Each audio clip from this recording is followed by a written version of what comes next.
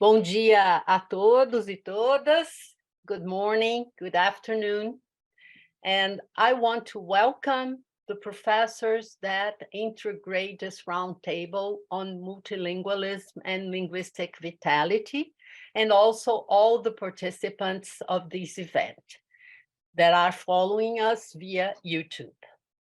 I am Esmeralda Vailate Negrão. I am a professor at the Linguistic Department at University of São Paulo.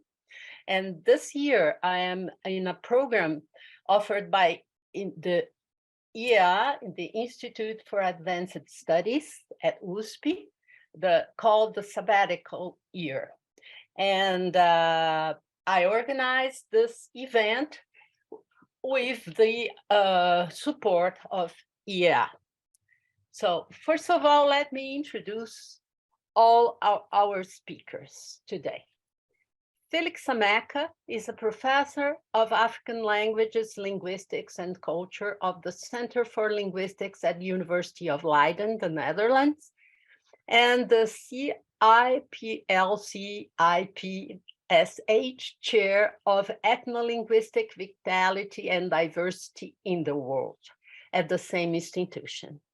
His main areas of investigation are the quest for the meaning of linguistic signs and their use in social interactions, the relation between language, culture, and cognition, exploring ways in which social and cultural processes shape and are impacted by structural dimensions of language and by multilingualism, and descriptive and documentary linguistics, especially in regard to West African languages.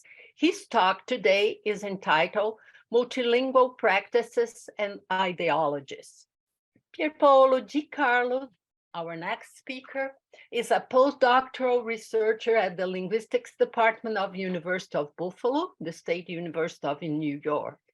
His main areas of investigation are language documentation, historical linguistics, linguistic anthropology, multilingualism, Indo-Aryan languages, and anthropology of Central West Africa. His project research, aiming to understand the linguistic and social cultural contribution of multilingualism in Cameroon, has given great contribution to the emergent field of small-scale multilingualism studies. His talk today is entitled A Paradise Lost, Small-Scale Multilingualism and the Prehistory of Human Languages and Sociality. And the moderator of this event is Professor Alexander Yaokobina. He's a professor of African languages at the Linguistics Department of the Faculty of Philosophy, Letters, and Human Science of the University of São Paulo. During his PhD program in field linguistics, he developed at the School of Oriental and African Studies, SOAS, at the University of London, and his postdoctoral program at the same university. He documented and described the Bayounou Berer, spoken in Senegalese region of Casamance, and also dealing with the multilingual interactions prominent among the speakers of this community. So he will be, as I said, the moderator of this roundtable. I want to thank all the three professors that accept to be here today with us. And I also want to thank the IEA team that with their competence and work made this event possible. So the way that this roundtable works is that each speaker will have 1 hour until 1 hour for their presentation. We will make a short break between after each talk, and then Professor Kobina will have between 20 and 30 minutes for his considerations on the presentations. Thank you again for all of Professor Amaka, Professor Ricardo and Alex, Professor Covina, for being here. And so I think we can start with Professor Ameka, please. The floor is yours. Thank you very much, Esmeralda, for the kind words and the kind invitation and for organizing this. I'm sorry that I couldn't be there in person, which was the original plan, but I hope we can do something online. After the pandemic, that's our life. So I'm very grateful for the opportunity to share with you some thoughts and about multilingualism and the ideologies that drive our language use. So without much ado, I'm going to share my screen.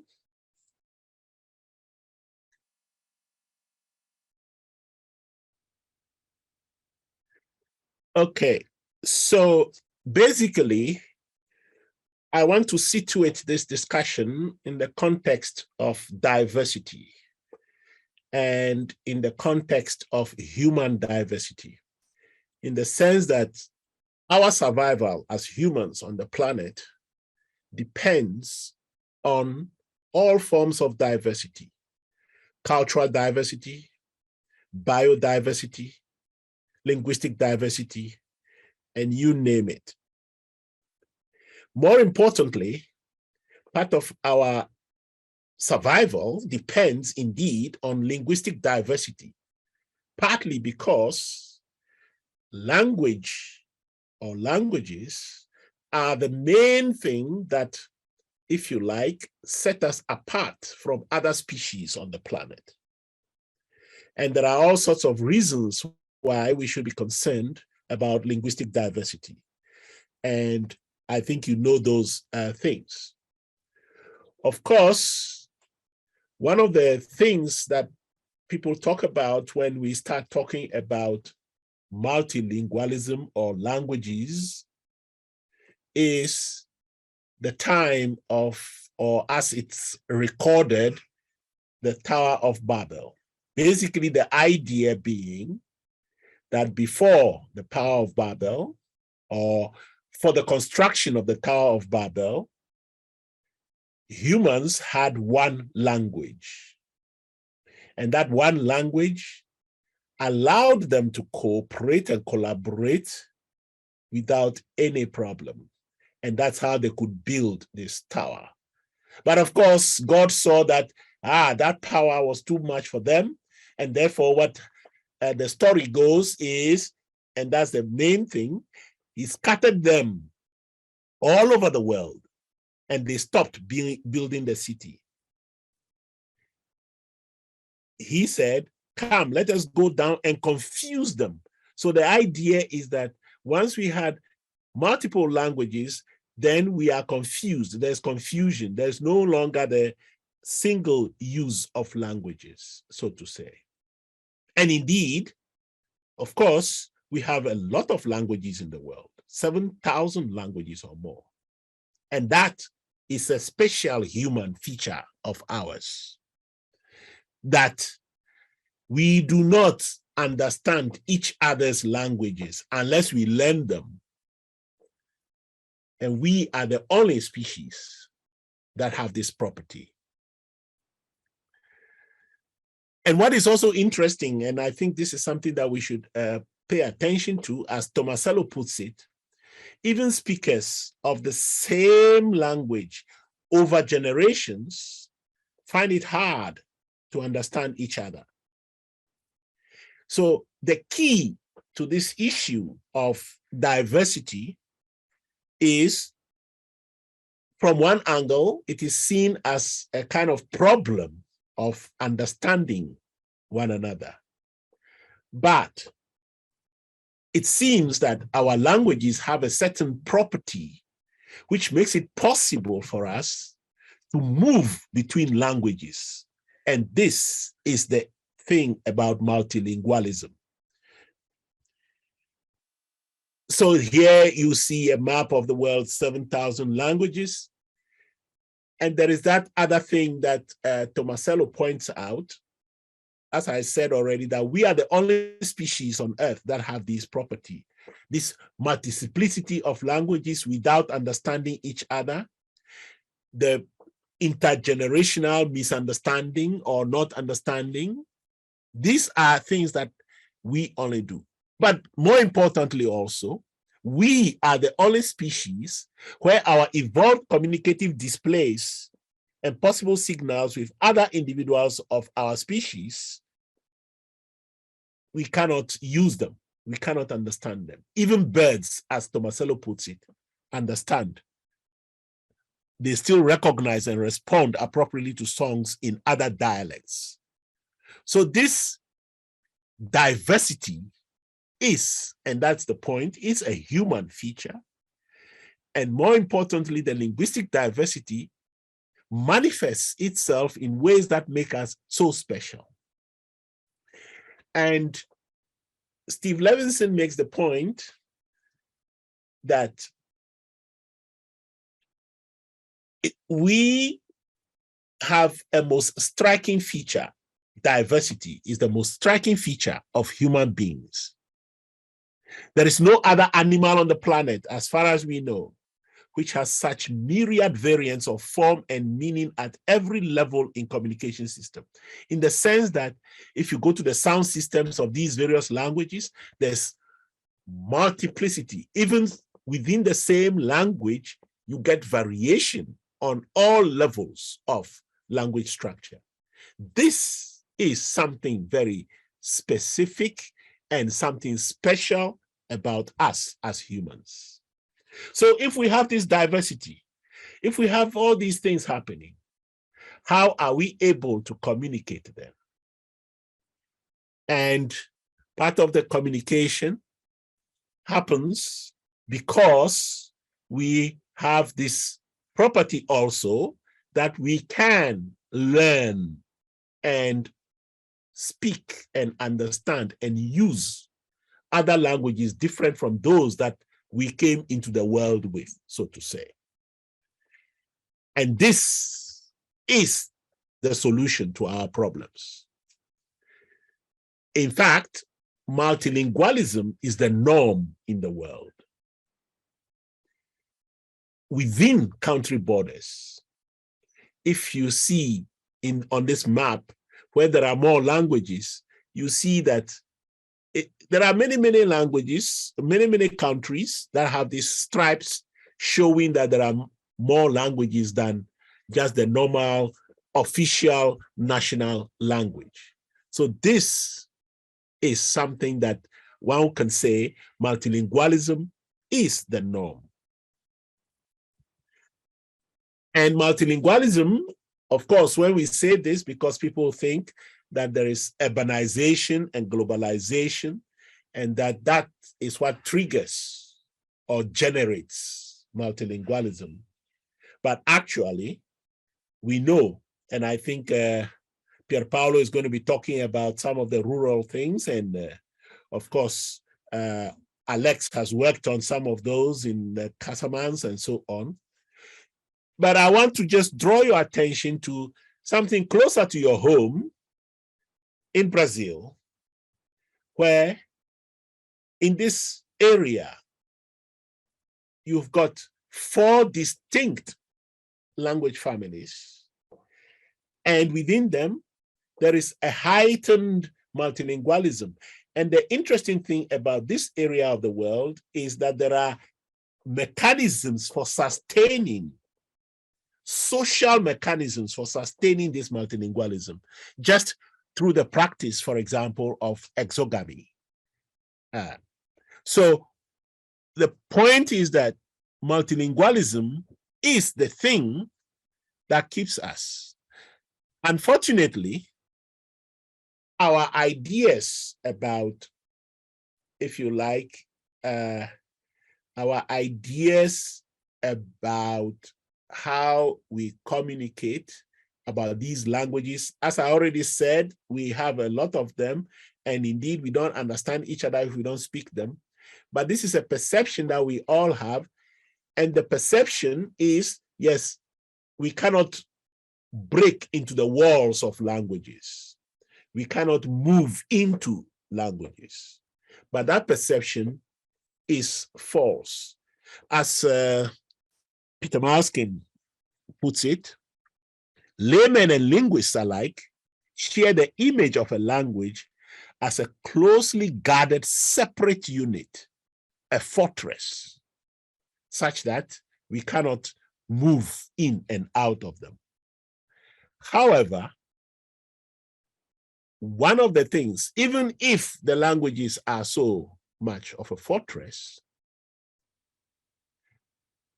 counter the Babel story is the idea of the Pentecost, where people from all sorts of places were speaking in their own tongues, and people could still understand them. This means that there is something about moving across borders.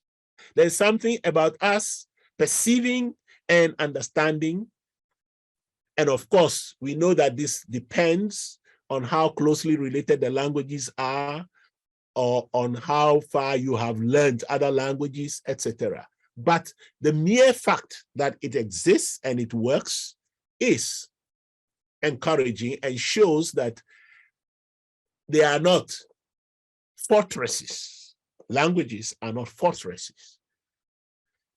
So receptive multilingualism is what happened on the day of Pentecost, where it's a communicative practice where interlocutors communicate in their own language while speaking to each other.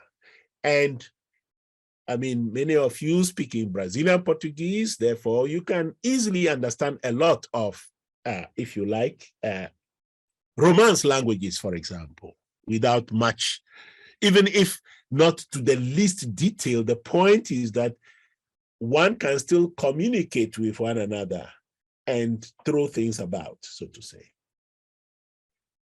Unfortunately, at least in the academic settings, what we have come to do is we have gone to pre-Babel times, in the sense that the dominant views about languages, the dominant ideologies about language use are very much monolingual.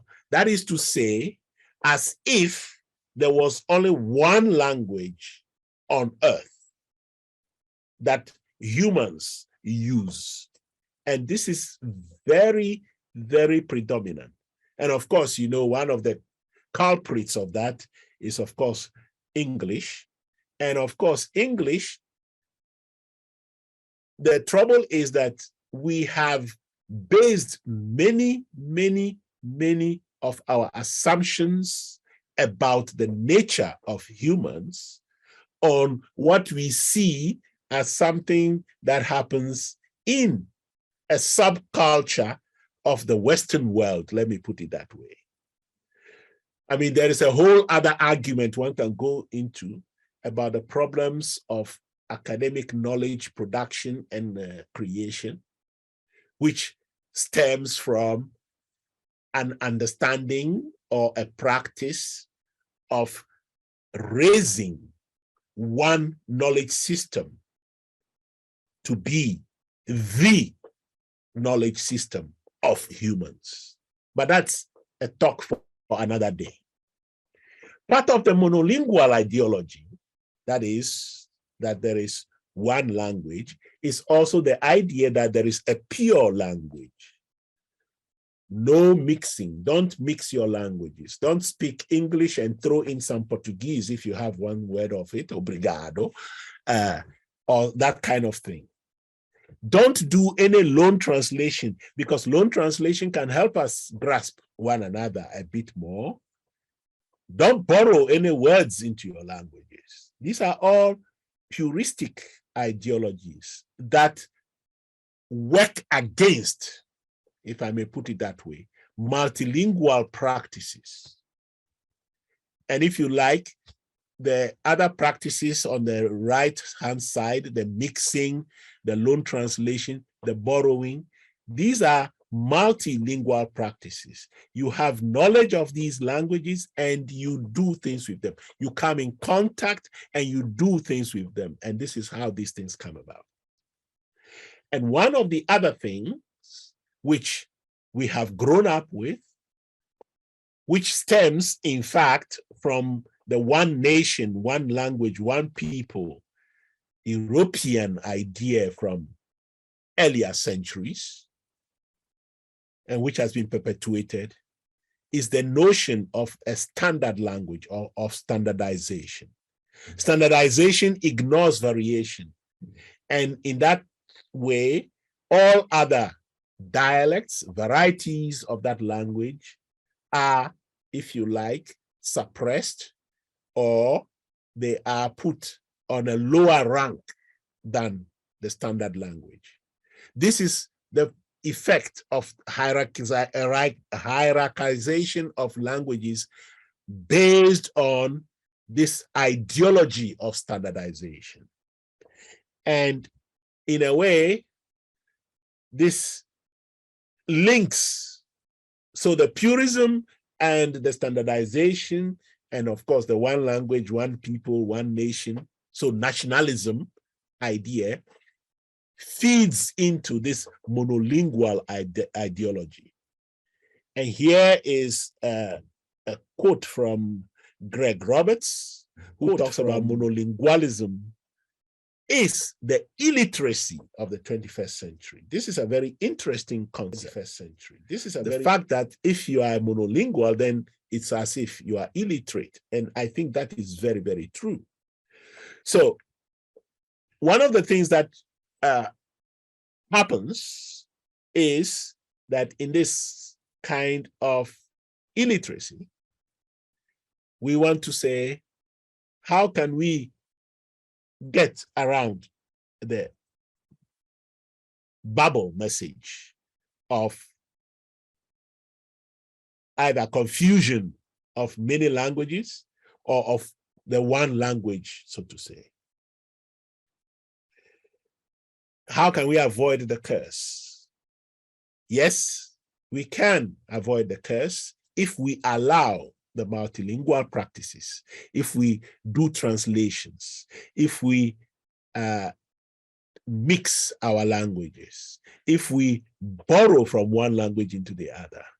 Yes, we can. Now, here's a very good example of how something that we all do and use at a certain point in time. Well, it's too early for it at this time. We've just started a new church here, so it's not going to be until some months later.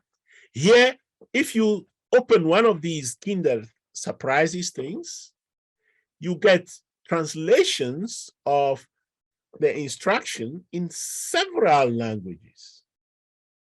So even commercial people do get the idea that we are multilingual, and it's a way of trying to make it accessible to as many people as possible.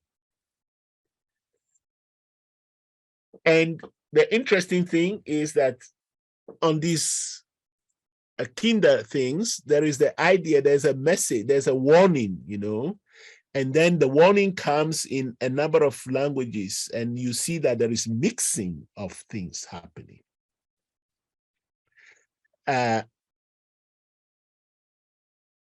So one of the things we should take away from our linguistic practices is that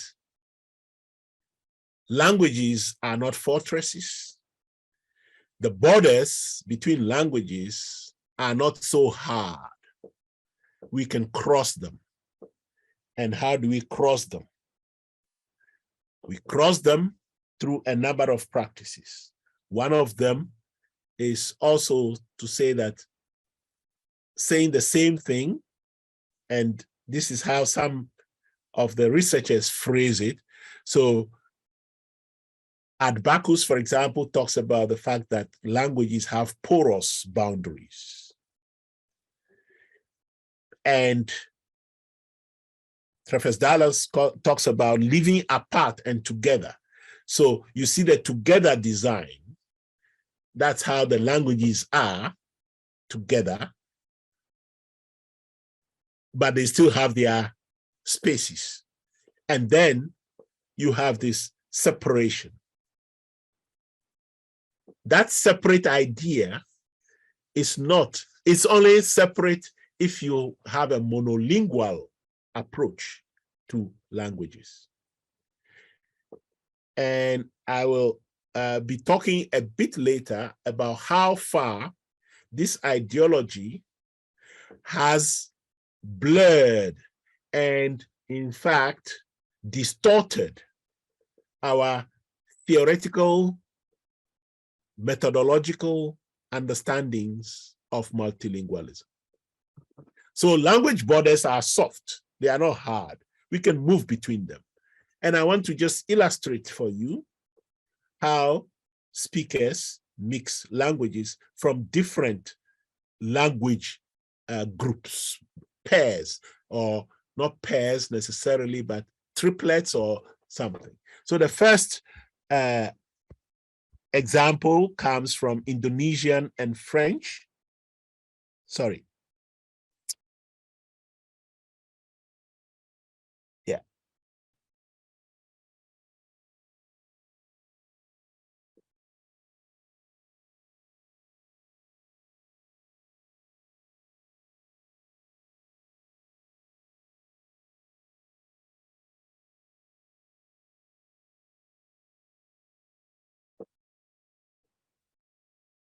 So you see, this young child moves smoothly between three languages, Indonesian, English, French, and goes through and is able to communicate. It's not like they translate what he's just, the conversation just goes on.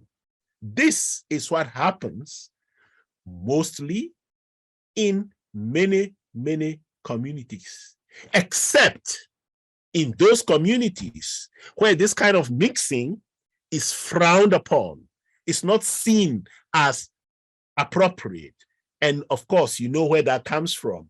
That comes from the schooling system, where you want to say you have to use one language and the correct language, and that is the standard language, etc., etc., etc. That's just the first example. Felix. Here's another example. This example, I have sort of translated it into English, but the switching is between Gengbe in Togo and French. But you will sort of identify the French words.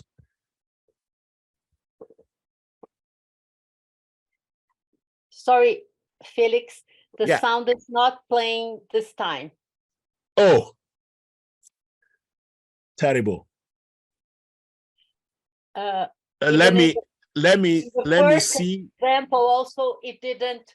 The sound was not working. Also. Oh. But it worked the first time I played it for you. Yeah, at the when we were before entering. Yeah. Let's try. Felix, if I may, when you share your slides, I think you need to share your sound as well. You have to click that option to share the sound. Sorry. Yeah, where would that be? I was you might looking want for to that. Unshare and share again, and then when you share, Okay. you need to say that you. I think it's an advanced option that you need to share the sound. Okay. Thank you.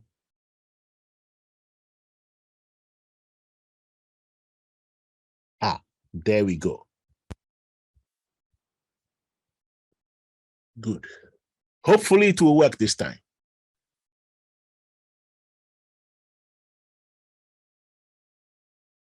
So I'm going to try this again and let me know if it works. Apa yang rusak, Jo? This one. Okay. That one. Kenapa? Oh, celananya bolong. Kok bisa bolong? Kenapa bolong? Kenapa Ok. papa bolong? Fix it then. Tiens, tu répares? Je peux pas. Comment ça, tu ne peux pas? There's no more there. Okay, so you got that. Now let's go to Togo. Of course, this is somebody wanting to change the educational system, but it's the code switching that I'm interested in here. Of course, I like the way she wants to change the educational system too, but. Me va. Ik ben un peu ma opportunité noa dona no pono video. Mi le sukulu bandi mi sukulu yori. Cho collège que va lycée a. Mi do teacher on a be professeur de sciences physiques et chimie.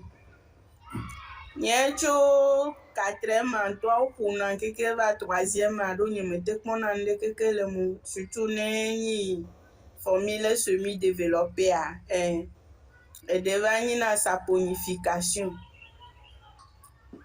Nye adio tati sukulu avifi ambe mado entrepreneuriat me madinde makla me va ko artisanat chokukwa.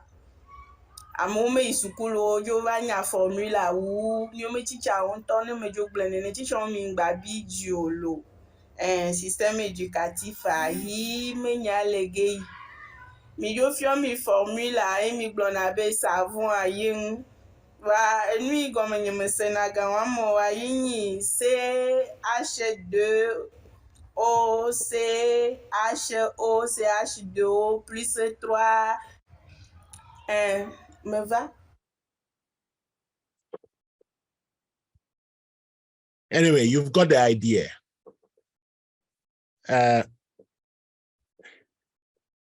So there was a lot of French in there, and there was a lot of gay in there, and so one of the things about this kind of code switching is that one of the things about this kind of switching is that it is not sort of admired. As I was trying to say already, that there is something about a dispreferred option that you shouldn't do it. So you see here, and I'm going to play for you something from Belize in a moment, but here is somebody passing judgment on that kind of language that you will hear when I play it. So code switching can be stigmatized in a way. Of course, there are other people who would say, no, that is the best way to speak. And here is a thing from Poplock, who talks about a study of Spanish-English code switching by Puerto Ricans in New York. And basically, and that's the most important part, to show that it is usually, when people code switch, it is usually a sign of high proficiency in the languages spoken. Now, okay, so now I'm going to link what I've been talking about in terms of multilingualism and the problems in terms of, say, stigmatization from the public, which translates sometimes into our academic research also. But I want to say that I think at this point in time, there is enough evidence for us to see that multilingualism is the norm, that multilingualism is something that we have to pay attention to, that if our field of linguistics wants to advance, then we have to shift from a monolingual ideology, which affects many of our theories, to a multilingual ideology. And I just want to link this to my favorite question, which I always ask, the what if question. In fact, this is asked in the context of pragmatics, but the general question is, in fact, even in this paper, we talked about multilingualism. The general context of the what if is, what if our theories of multilingualism were to be based on linguistic practices that we find in Africa, in Central and South America, in Oceania, how would those theories look like? That is a question. And one of the things I want to talk about now is our new project that we are going to do. I just want to give you highlights of what we are planning to do, which will be a way, I hope, of addressing this question. How would our theories look like if we approach the study of multilingualism from other communities? So this is a project that I'm doing together with Enoch Abor, who some of you know, and Mari-Carmen Parafita-Koto, who kindly gave me the advice to share my sound just now. Thank you, Mari-Carmen.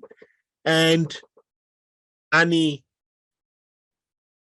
Biti Martinez, who is at the moment in Canada, but will be joining the University of California, San Diego in July, where we are trying to look at the issue of code switching and code mixing, trying to understand the capacity that people have for it in West Africa and in Central America.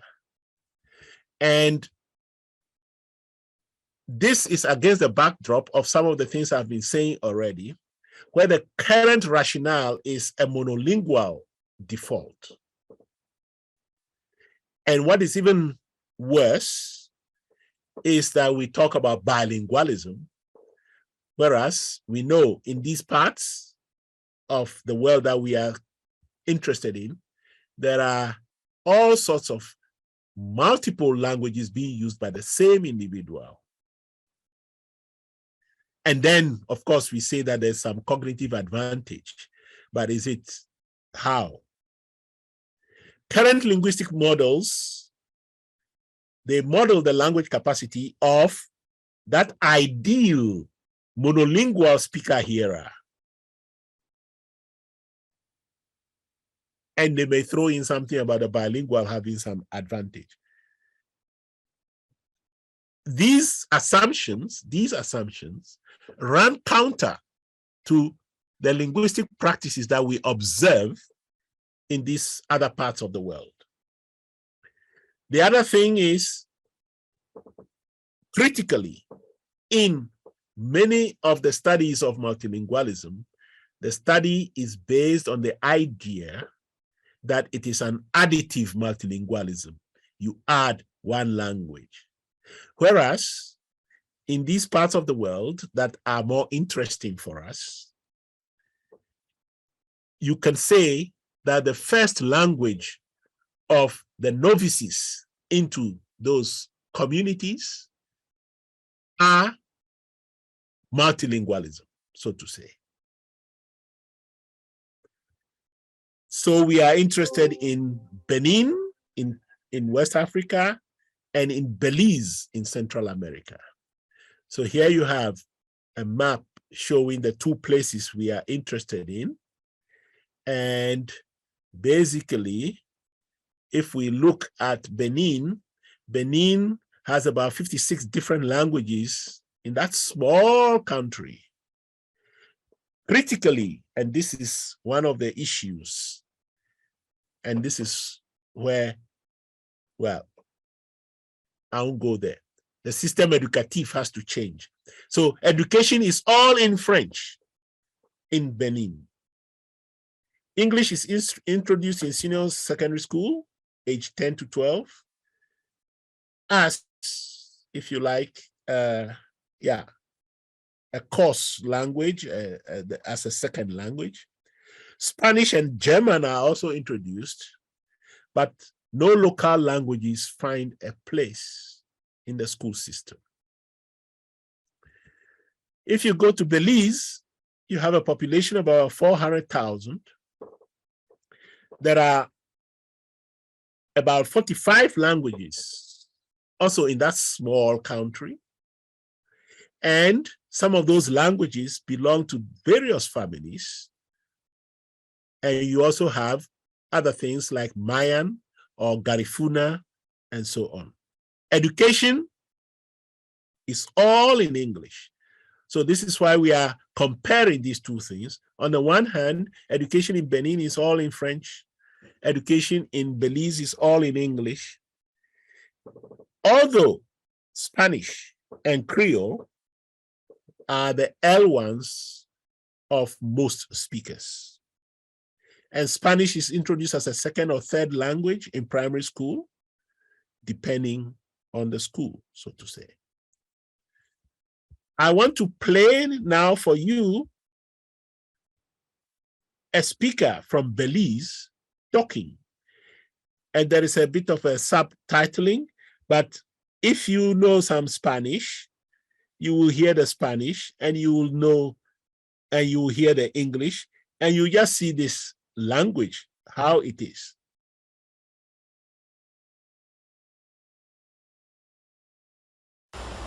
Well, for me personally, it's El September celebration. And mostly because now there's so much preparations towards it. I mean, you saw on Carnival or something. And when it comes to New Year's or Valentine, it's algo que solo, like, you know, as to celebrate, pero no es algo que we push, well, at least in mi caso, we don't push for preparations compared to September. I mean, in September celebration, nosotros empezamos preparations desde June. Empezando con the float from the costumes y todo eso, y se gather up todo eso. Like, esa es una de nuestras major celebrations. Y los friends que yo tengo ahorita, todos nosotros somos carnival people. I mean, hacemos prepare para ello, hacemos raise funds para todo, just to make sure que consigamos enough financing para ello. Cuando llega el 20th en la noche, si estás en un comité de carnival, no vas a ver 20th en la noche en el Natal, vas a estar terminando todas las last minute preparations, as to make sure que todo esté listo by the time el parade hagan acá. Y esa parade organization itself es un chaos. Como este año we had a whole fiasco que nos pasó because nosotros debíamos de estar behind un certain group y un certain float, y el float, well, se hizo mix up because él hizo double book dos carnival groups behind him. Y querían ellos dijeron que querían un big live carnival group. Y no, era algo that we had a problem with porque in nuestro carnival group we had like 7-8-year-old kids entre nosotros, and I mean, you can't really mix esos con adultos. Por eso nuestro carnival group originally ya estaba dividido, que los chiquitos enfrente a los adultos atrás. But then nos dijeron que íbamos a hacer join un carnival group de Belize pure adults. Si agarras a ver los carnival groups son Belize, son complete chaos, pure drunkenness and whole thing. Y hacer mix eso con kids, that was something we really had a problem with. And we never find that out the last minute. Y lo bueno que teníamos sponsorship de otro float, y thankfully no tenían un carnival group atrás de ellos, so solo era un matter de switch float. Anyway, you've got the idea. So that's a thing. So what is of interest to us in Benin is we want French and a bit of English thrown in between, and the Gbe languages. So we are looking at maybe Fon or Gungbe and the switch between that. In fact, at the moment in Benin, the current president has a number of speeches where he just talks. He starts in French and he finishes in Fon. And it's all intermingled. So we want to understand what is happening, how people perceive it, and so on. In Belize, we'll be very, very interested in having English, which is the main official language. And then we have the Spanish, but Creole has a significant position. And so we are interested in that configuration, plus the Mayan languages to give to see how people move between these languages, so to say. So you see that there is Romance Germanic in contact with several typologically different local languages. And in that sense, the setup is unique.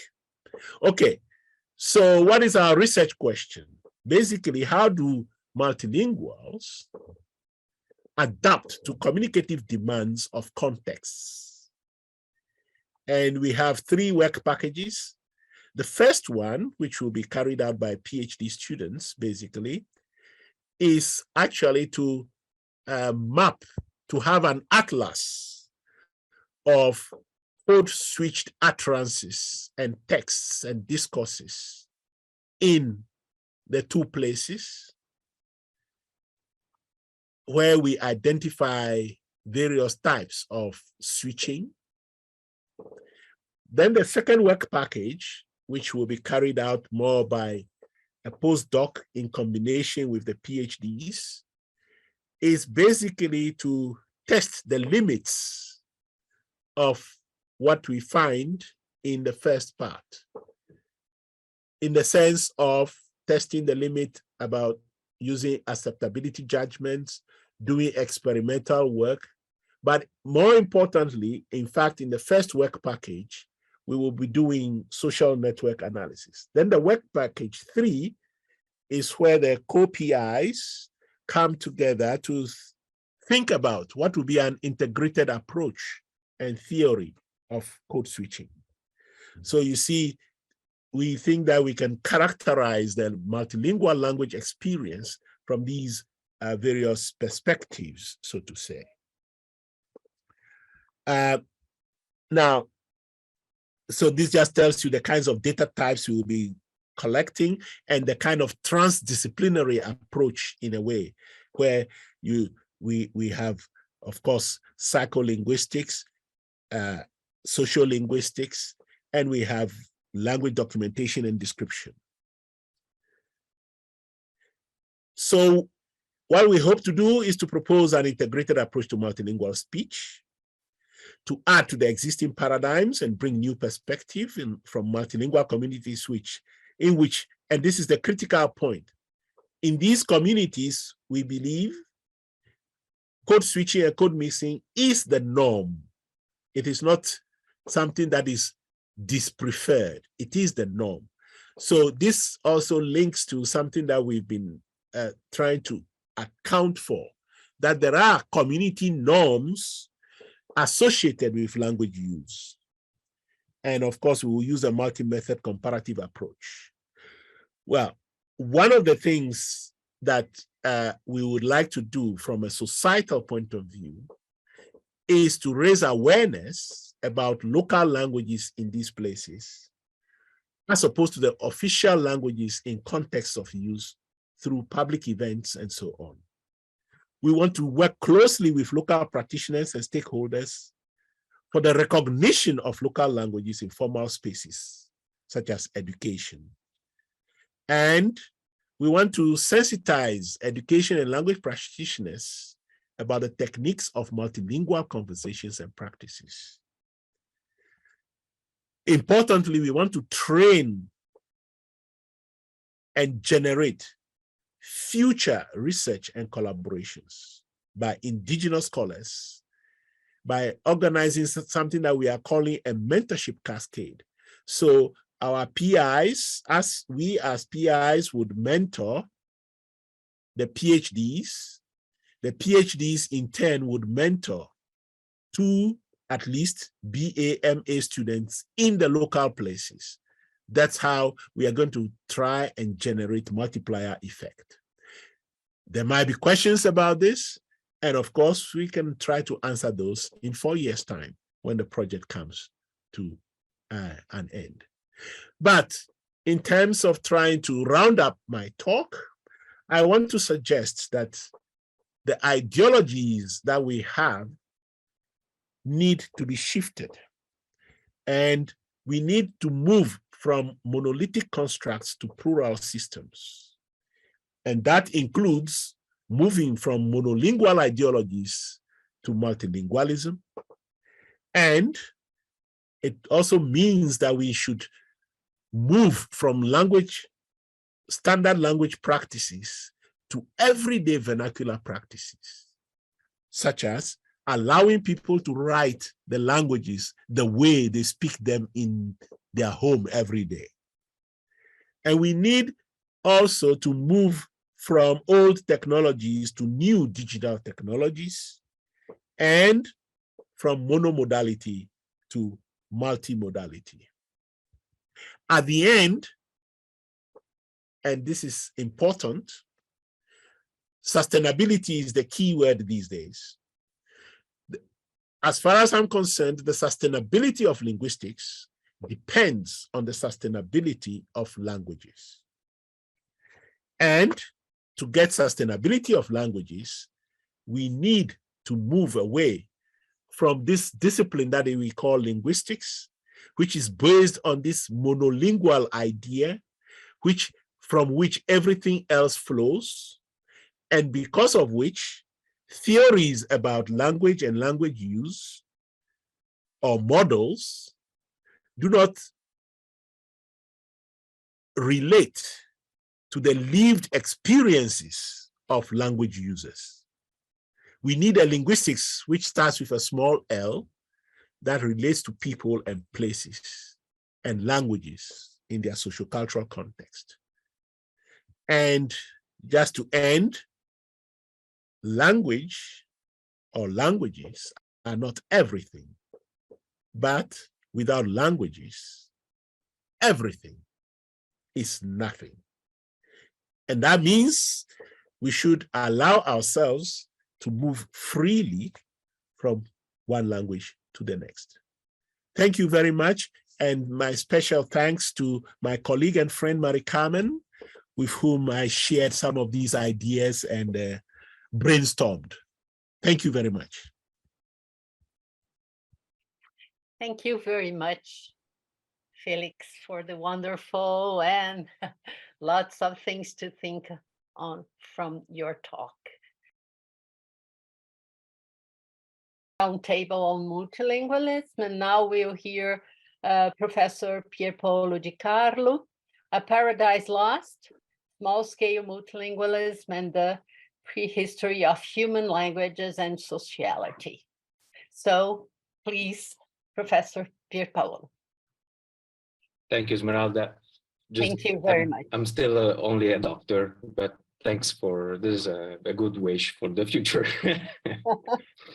Thanks for inviting me to join you. It's a pleasure to talk about multilingualism, and it's also a good opportunity some data about forms of multilingualism that are actually not captured by the kind of multilingualism that Felix just talked about.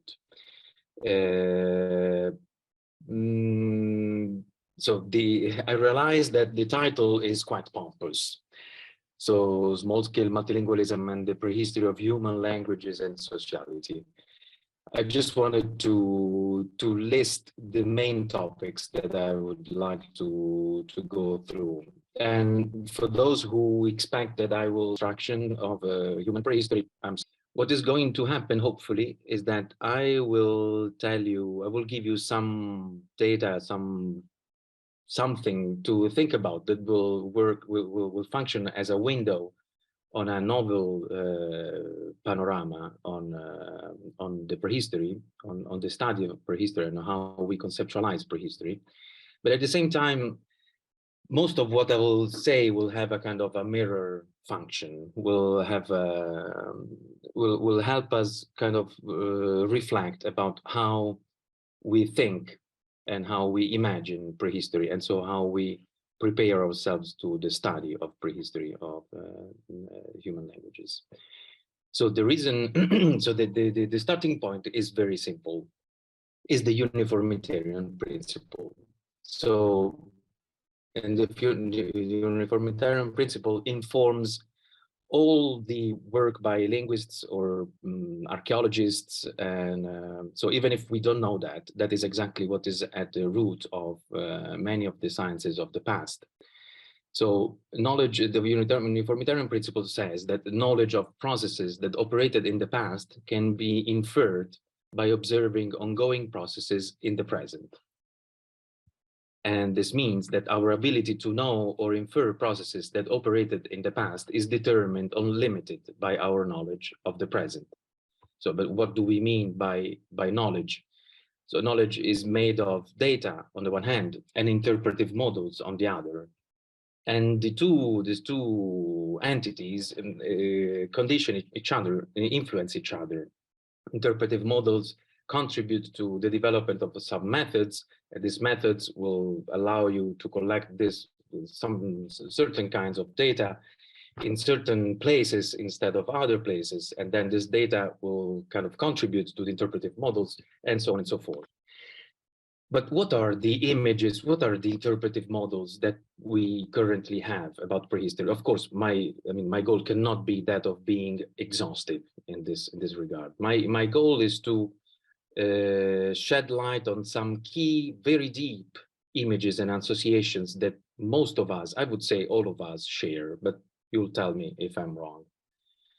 So one of the basic images that we have that can help us imagine the languages through time, languages in diachrony, is the idea of the language tree.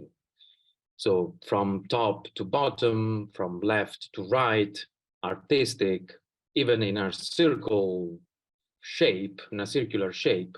But the idea of a language tree came, interestingly, it was just the first scholar to introduce language trees was a linguist, but August Schleicher. But interestingly, he was the first scholar to introduce the idea of a tree in order to describe the evolution of the species, for instance, or considering languages like species. This is what happened soon thereafter by Ernst Haeckel, who was a friend of Schleicher's. And that is where biology and linguistics became, the people started drawing analogies between biology and linguistics. Here we see that in a kind of isomorphic, in a more isomorphic image, the tree starts from the bottom and goes upwards. So here on the left, we see the language tree, the tree of the European languages at the time. And on the right-hand side, we see the evolutionary tree of vertebrates. So the connection between biology and linguistics for what concerns the evolution, on the one hand, the evolution of species, and on the other hand, the evolution of languages, has received different kinds of, it was received differently in different periods. There was a period in which language trees were not very much accepted by scholars, and most historical linguists thought of other theories like a wave theory. But over the past few decades, especially after Cavalli Sforza's work about the history and geography of human genes, that drew also a possible hypothetically strong connection between languages and genes.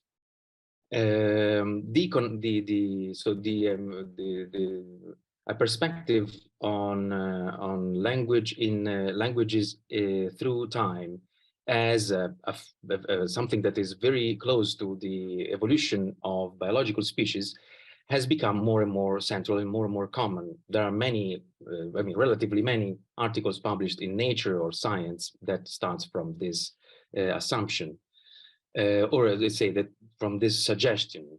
This table comes from Pagel 2009. That is a very well-known article that was published in Nature. This one is in Nature Reviews. So Pagel draws this table connecting some traits of biological evolution with some other traits of language evolution. There are three items that are specifically, especially important for me now. One is the idea that drift is effective in both domains, so both at the level of the evolution of biological species and the evolution of languages. So drift as an uncontrollable collective process. then that lineages of languages, like lineages of biological species, differentiate through geographical and social separation. So that whenever there is differentiation of languages, this happens through drift, like it happens for biological species. That is the only way in which difference between languages can take place.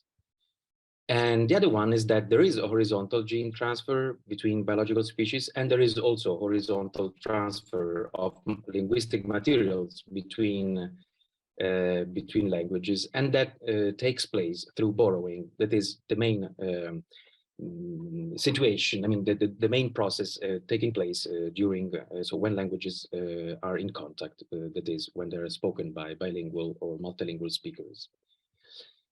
So the tree gives us, even if we don't know Pagel 2009, even if we don't know anything about biology and linguistics, the very idea of representing the history of languages through a tree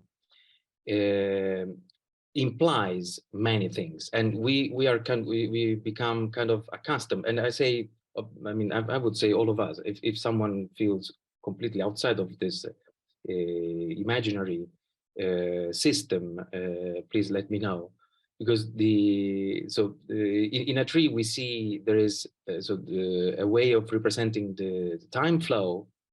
That means drift, meaning that at any one point in time in any language there are many variants. There are like in genes.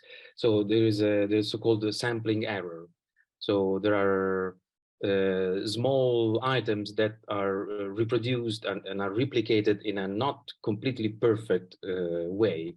And what happens? It happens that when a community in which there is this pool of variation split because of splits, then through distance, the different communities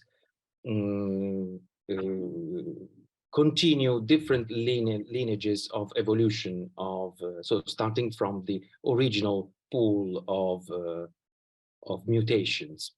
Okay, so that the only way for languages to become different from each other is through separation, and where basic lexicon preserves the genetic signal. And then also another important implication of language trees is that languages are bounded entities. And this, in its turn, implies two more things: that there is a threshold for the analysis of languages. Not all the forms of language should, for historical linguists, should be taken into consideration for the reconstruction of a language tree. Not all the dialects, not all the registers, not verbal art performances. So there is a selection of what are the kinds of codes that must be used in order to reconstruct language trees. And then there is also this assumption that if there is one name for one language, and then we'll see there is one place for one language, the automatic association that we have is that the community is monolingual. This is exactly where another powerful form of imagination about language comes into the scene, that is language maps. This is a language map of sub-Saharan Africa. We see here is populated by polygons of different size, different shape, and different colors. Each small shape, each small or big shape identifies a language. And we see this model everywhere, even also in the maps that Felix shared earlier. So for example, here the map of Northern Cameroon, and a map of the languages of Europe. And we take it so much for granted, I think, that it's kind of difficult to imagine how different could a language map be. Later on, I will show you some of the attempts that I made in Lower Fungum. But I think it's very important that all of us realize that the very model that now facilitates the, say, unproblematic, unquestioned association between language and territory, So where the connection between a language and space is between language and a piece of land, a bounded piece of land, comes in fact from the same period that Felix was mentioning earlier. So from the beginning of Romanticism, where several philosophers and then political philosophers and then masses started looking at looking at space as something that had to be delimited in order to become the elective, exclusive place of residence, of settlement, of people having the same ancestry, the nation states.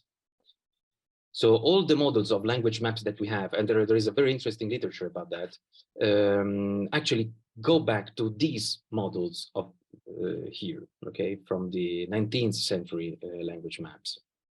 So, but what do they tell us? What are the implications of this in terms of our ability to imagine prehistory or to imagine the past of our languages? Well, that languages have boundaries, and that communities are monolingual. This is what these kinds of images tell us, kind of subconsciously, if you will. The last kind of assumption that we normally work with, that we grow with, is that language contact leads to convergent change, meaning that when languages are spoken bilinguals or multilinguals, the languages become more and more similar to each other. The longer they're spoken by multilingual communities, the higher the exposure of people to 2 or 3 systems, and the more likely and the more consistently the systems become more similar to each other. Within this framework, borrowing, so the process of borrowing linguistic material from one language to another, has a certain direction, okay? So usually there is a donor language and a recipient language, and usually the donor language is the prestigious language, and the recipient language is not the prestigious language. And another possibility is when the Sprachpool phenomenon, so the linguistic area phenomenon, like in the Balkan, where there is a structural convergence, not just borrowing, but there are very deep similarities among neighboring languages, then that happens when there is prolonged contact. But so the main point for me here, and this is really central in basically in all of the literature about language contact, that whenever borrowing is mentioned, there is usually the tendency of scholars to look for many reasons, but when the focus is on social factors, the social factors normally are equated with where is the prestige versus non-prestige asymmetry. So which one is the group that is prestigious and that will donate linguistic material to the other language. So to sum up, the basis upon which we can nowadays apply the uniformitarian principle the basis is made up of the following items. So the main force causing language change is drift, that is unconscious, uncontrolled, and uncontrollable collective process. Language differentiation happens through social and geographic separation of communities. Then contact, that is bilingualism, causes languages to become more similar to each other. Then languages are bounded entities and communities are by default monolingual. So this is, of course, as I said, this is not exhaustive. This is just to mention and to just give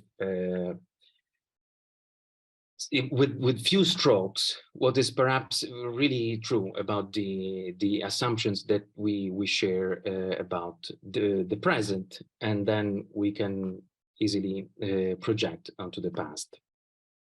But what can small-scale multilingualism? So what is how much of these ideas? How many of these ideas came from the observation of small-scale multilingual phenomena? Very little, if nothing, because until very recently, there were only 2 cases of small-scale multilingualism that were found in the literature. One, the Vaupés in the Northwest Amazon, and the other in the Northern Australia. So you realize that so what we now have as basis for imagining the past comes from a really partial knowledge of the present. But what is small-scale multilingualism? So it's like Felix was also mentioning earlier, that I focus on rural, on multilingualism in rural areas. So you know that multilingualism is usually associated with cities, with burgeoning cities, where many people from different origins mix together. And so that is, for many people, that still is the prototype of when multilingualism arises. However, there are several places on Earth where, in fact, multilingualism is traditional, indigenous, endogenous, okay? And one of the, I list all of these adjectives to also to give you some clues in case you want to look for literature about small-scale multilingualism. Small-scale is the attribute that has been given, an attribute that has been given to these forms of multilingualism quite recently. In the past, they have been known under other names too. So so when we speak of small-scale multilingualism, we are speaking of non-urbanized environments where there are many different languages spoken, so there is a high linguistic diversity, but there is also a broad cultural homogeneity that is the product of intense area-internal interactions over long periods of time. So all the local languages in these regional systems tend to be demographically small, so there are very few speakers, normally no more than a few thousand. Then speakers in these regions are competent in many of the local languages on top of languages of wider communication, like a lingua franca or official language. Then very important trait is that local languages are perceived as being of roughly the same status, because since these are all equally small-scale societies, there are no perceived differences of prestige between the different communities. So the languages associated with all of the communities are also considered being of the same status. So there is, if there is a prestige language, normally is a language that comes from outside of the region, usually the colonial language. And then also there is no functional specialization of the different local languages in language use. Importantly, multilingual language use is embedded in local cultures. So it's not a transient feature, but rather it's a culturally structural features. By looking at at environments where small-scale multilingualism is practiced, you really have the impression that this is really something age-old, because it's completely integrated, is very entrenched with a lot of other cultural practices and with ideologies. So nowadays, there are several places where small-scale multilingualism has been documented, but it's really an endangered practice, because these contexts are vanishing very rapidly under pressure from urbanization and modernization.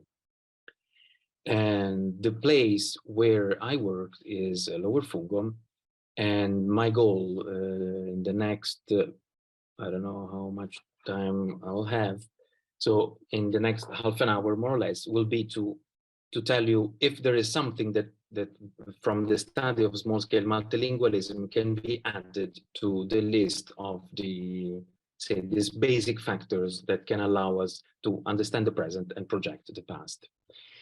So Lower Fungom, we are in Africa, sub-Saharan Africa. The area within this red line is the sub-Saharan fragmentation belt, where more than 80% of Africa's linguistic diversity is found. And this is the area that I will now zoom in. This is a language map of central Cameroon.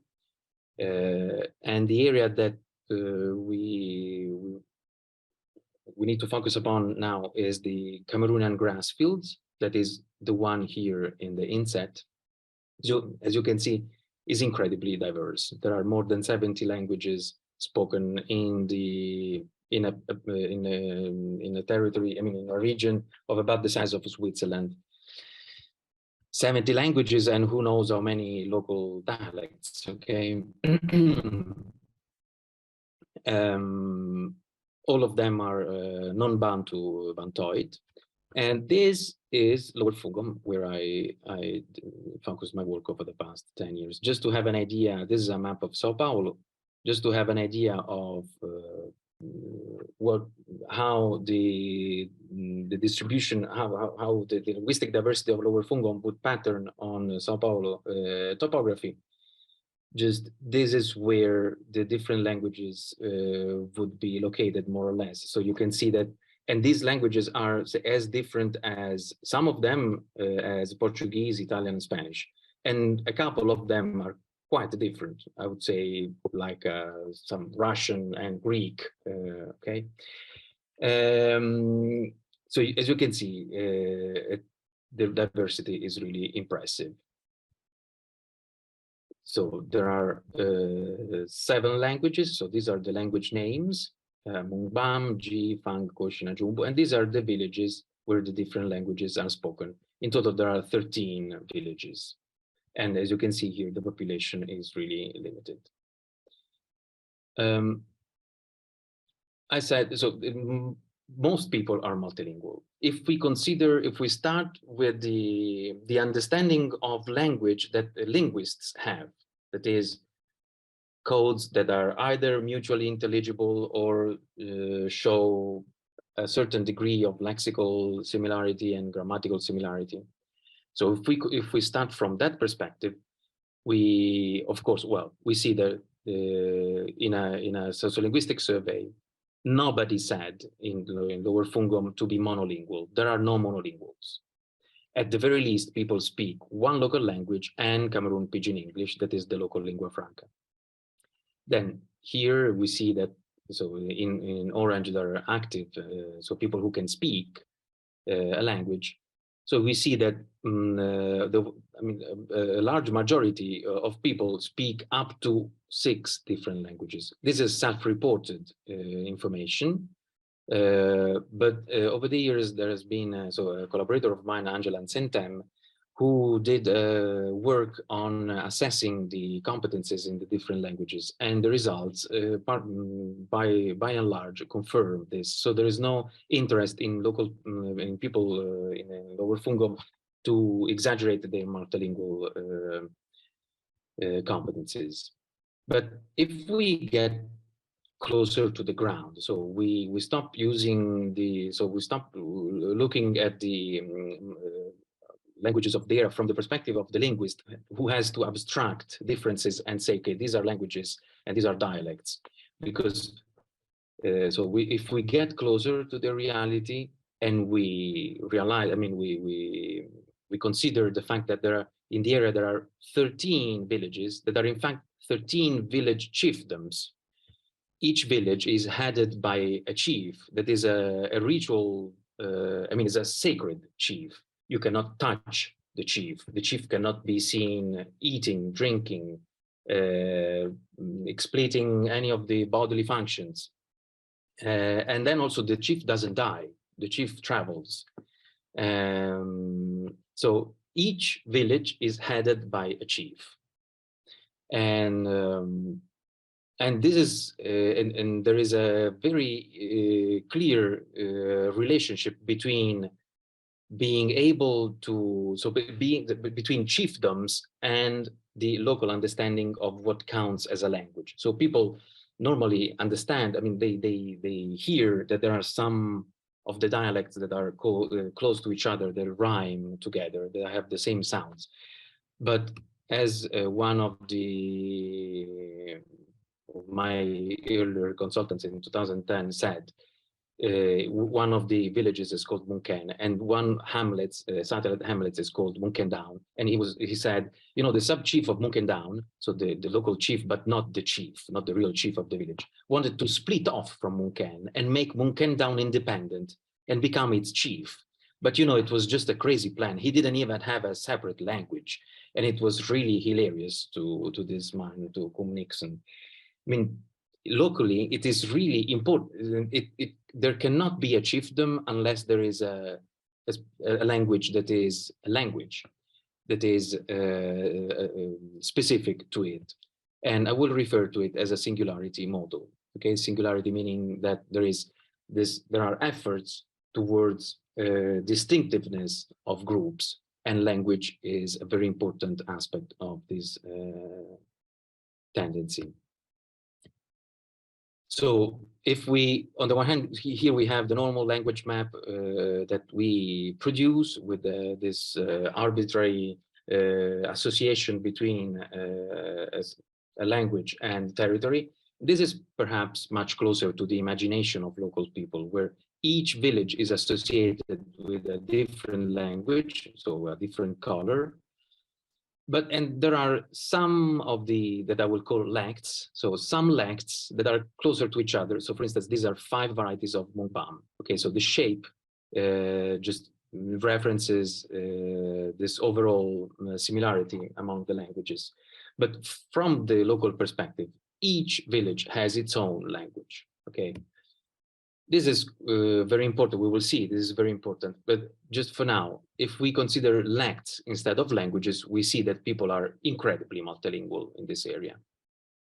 So, so if we consider this 174 people, there is more than 1/3 who report to be able to speak 7 lacts, where Cameroon Pidgin English counts as 1 lact, English counts as 1 lact. Okay, so we just remove any judgment about the phylogeny and classification of the languages by using the term lacts. So, but how are local lacts learned? So there is no linguistic exogamy like in the Vaupas, so people can marry freely in the area. But as a matter of fact, inter-village marriages are very frequent. And since each village is associated with a different lact, people learn quite a few languages. So many children have parents associated with different lacts and are expected to learn the parents' lacts. And grandparents too may be original from other villages and expect the grandchildren learn their primary lact. So there are a lot of family-based pressures for children to develop a multilingual competence. And also children have names in all of the villages whose lacts they can speak, but this is a different story and a very fascinating one. And then people learn the languages spoken by the spouse or in school, through friends, many ways. One final way to represent the languages of Lower Fungom is through language networks. You see here, I projected this image on the base map. And in this image, we see each circle is a person who responded to the survey. Yellow circles are people who responded positively, saying that they had a competence in this case in Abar, in the Abar lact. And so in this map we see, limited to the data that we have from our sociolinguistic survey, this is the network of people who can speak Abar, and you see how different the perception of the sociolinguistic space of this area is if you think of it after looking at this image as opposed to the normal language map.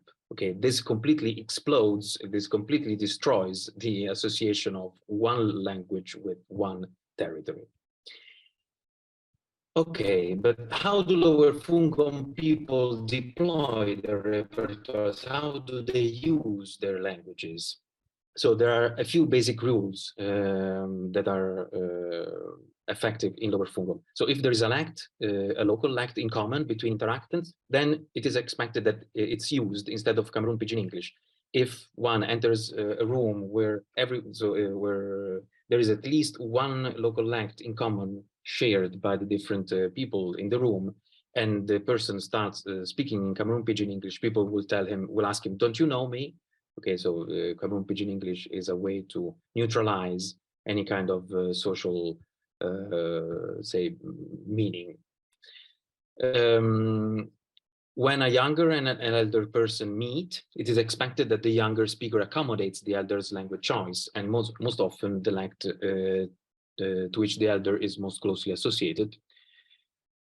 Switching between a local dialect and Pidgin English is tolerated, but switching between local dialects is not. I mean, it's observed only in response to major changes in the context. For instance, the arrival of a new interactant, but otherwise it is disapproved. So multilingualism materializes in monolingual interactions.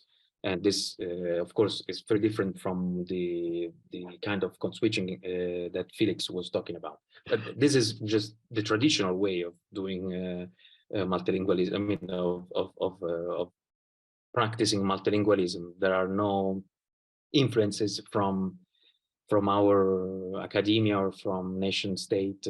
Well, there is a kind of a weird micro-nationalist form here at work, if you will, but in fact not, because nationalism also implies a lot of associated values which are totally absent here. So from an interaction, I'll have to go rather quickly. So we are in Oberfungom, in the market of Abar, and there are two participants, B, who is the younger man, and N, who is the older man.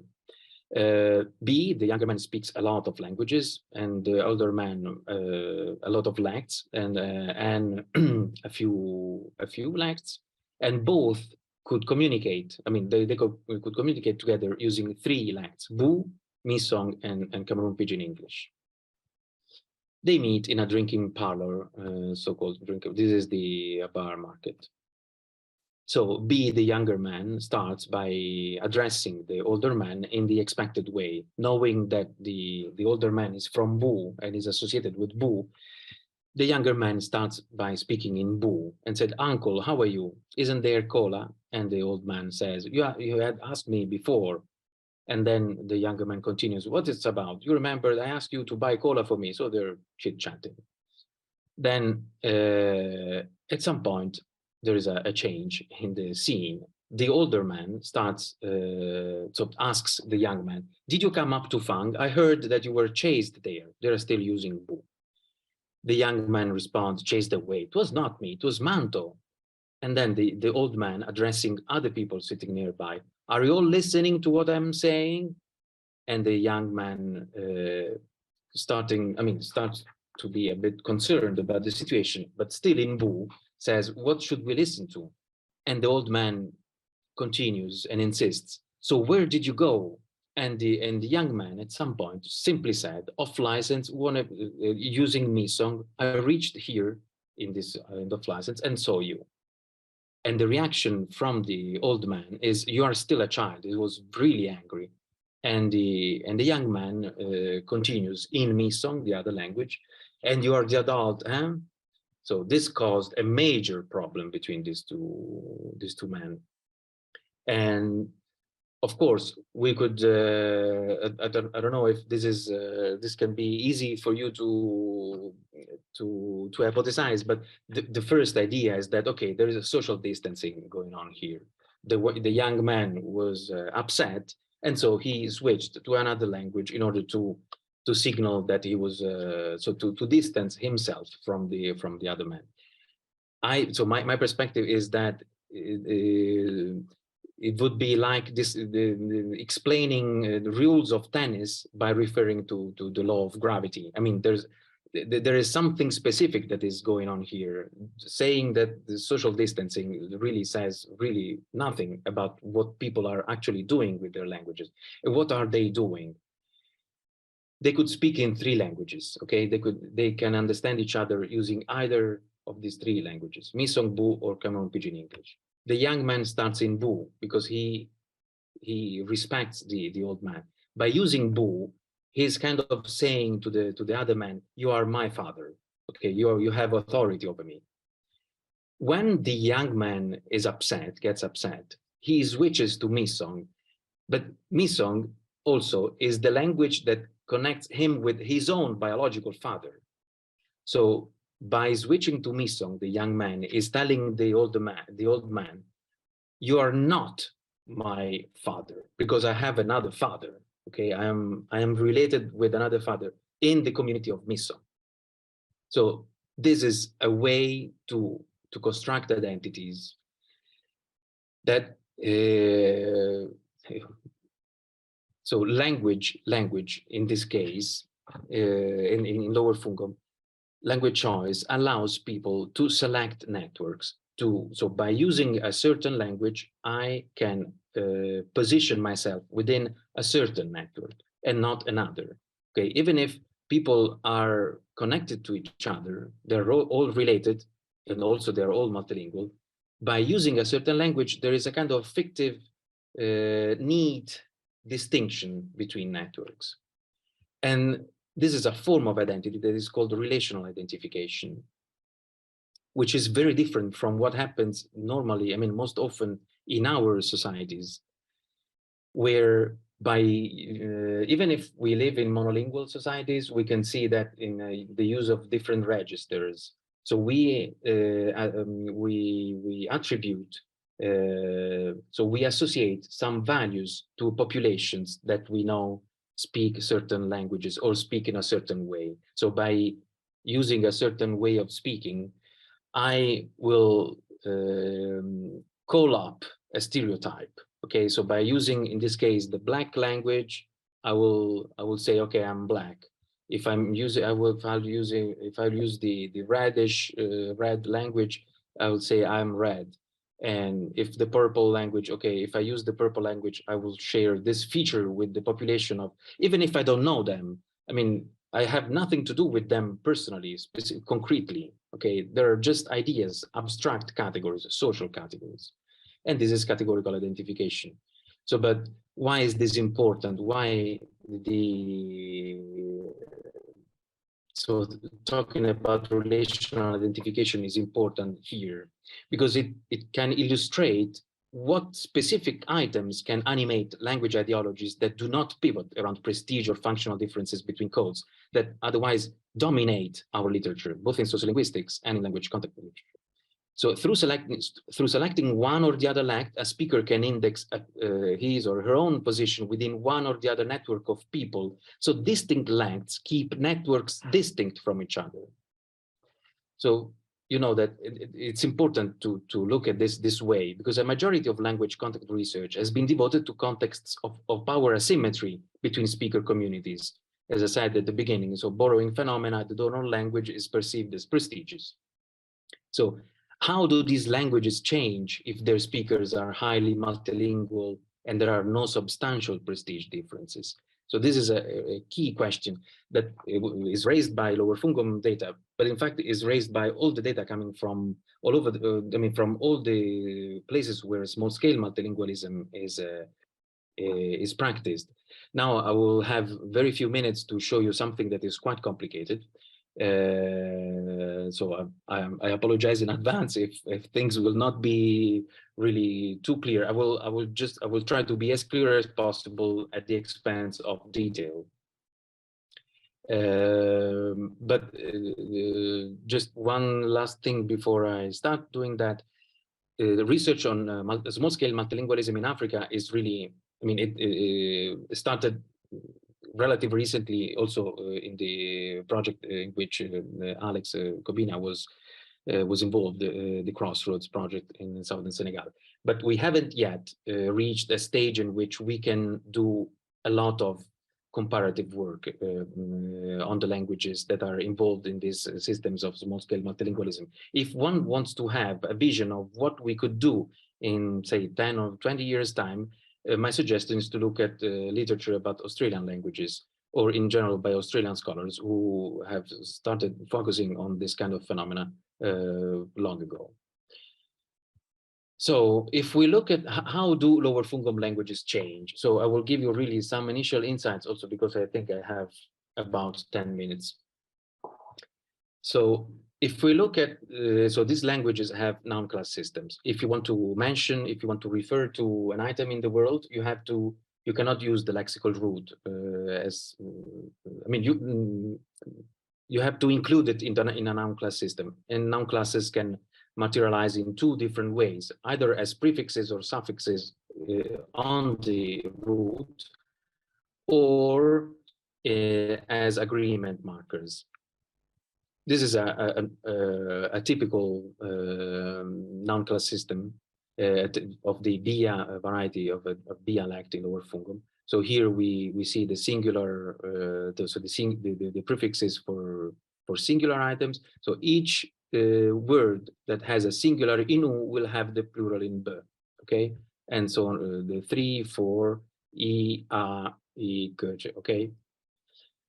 The different classes, some of the classes are semantically determined. So for instance, the class 1, 2 is reserved to human reference. The class 1918 is for small reference. The class 6A is for liquids. The class 9 for many, so many animals are in class 9. But there are other classes that are semantically opaque. And I will focus on one of these classes, the class 7-8, that is the largest in the, so most words are in class 7-8. So in Mungbam, we see that the plural, these are the 5 variety of Mungbam, okay, 5 dialects of Mungbam. So the plural is regularly B. The singular is regularly K followed by a vowel in 4 of the lengths, but is regularly A, so completely different in one of the varieties, okay? And again, this is the main noun class. Here you can see about 40% of the words are fall into that class.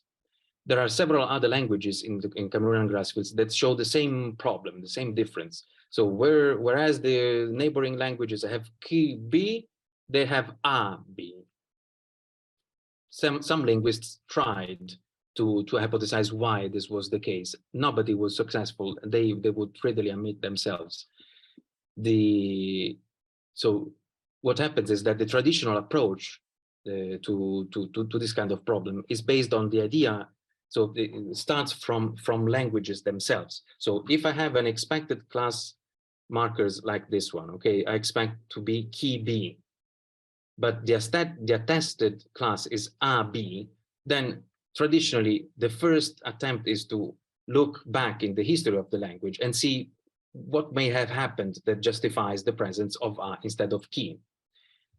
When that doesn't work, one could start looking at contact. Where does this A come from? But how can we, and this is why none of the linguists that I just briefly, very quickly showed in the previous slide, none of them mentioned contact. None of them looked at contact. Why is that so? Because it's really untenable to imagine that there is a full noun class system that is regular, and then there is only one noun class that is different from the others. So where can we find a donor language that will donate only one class marker? Okay, so there should be other things that are borrowed. So this is where the traditional approach to these forms of change fails. So the perspective that I and Jeff Good and others in the FunCam project we are adopting is that, so it's based on the speaker, it's him or herself. So basically these languages, all of the languages share this template where there is a noun root preceded or followed, but mostly preceded by a noun class marker. So when there is a multilingual speaker who knows, so being a multilingual basically means knowing the material that can be put in this position, okay, a noun class marker. Many of the roots are very similar to each other. So in the history, sometimes, so the hypothesis is at some point in the past, when there has been a social pressure for a code singularity, so when the village of Munken decided to be under a new chief, the differentiation of Munken as a lect was possible because the forms were already there and people selected one of them, the A instead of ki, in order to form this slightly different language, okay? just so that the village of Munken could be indexed, could be distinct, so that the language of Munken could be distinct from the language spoken elsewhere. So this is not languages, these are not languages in contact, but this is, so the idea that we have is these are semiotic pools, meaning, so the semiotic pool is based on speakers rather than languages, and relates individual cognitive behavior to language change. So a pool, so a semiotic pool is a set of translingual forms, so in this case noun-class markers, that are sourced through multilingual competence in neighboring languages, so by being multilingual, are functionally equivalent with respect to the encoding of grammatical meaning, and that is made possible because the structure of the language is very, very similar. So there are slots that must be filled with material and can be strategically exploited to encode also social meanings, that is, in this case, group distinctiveness.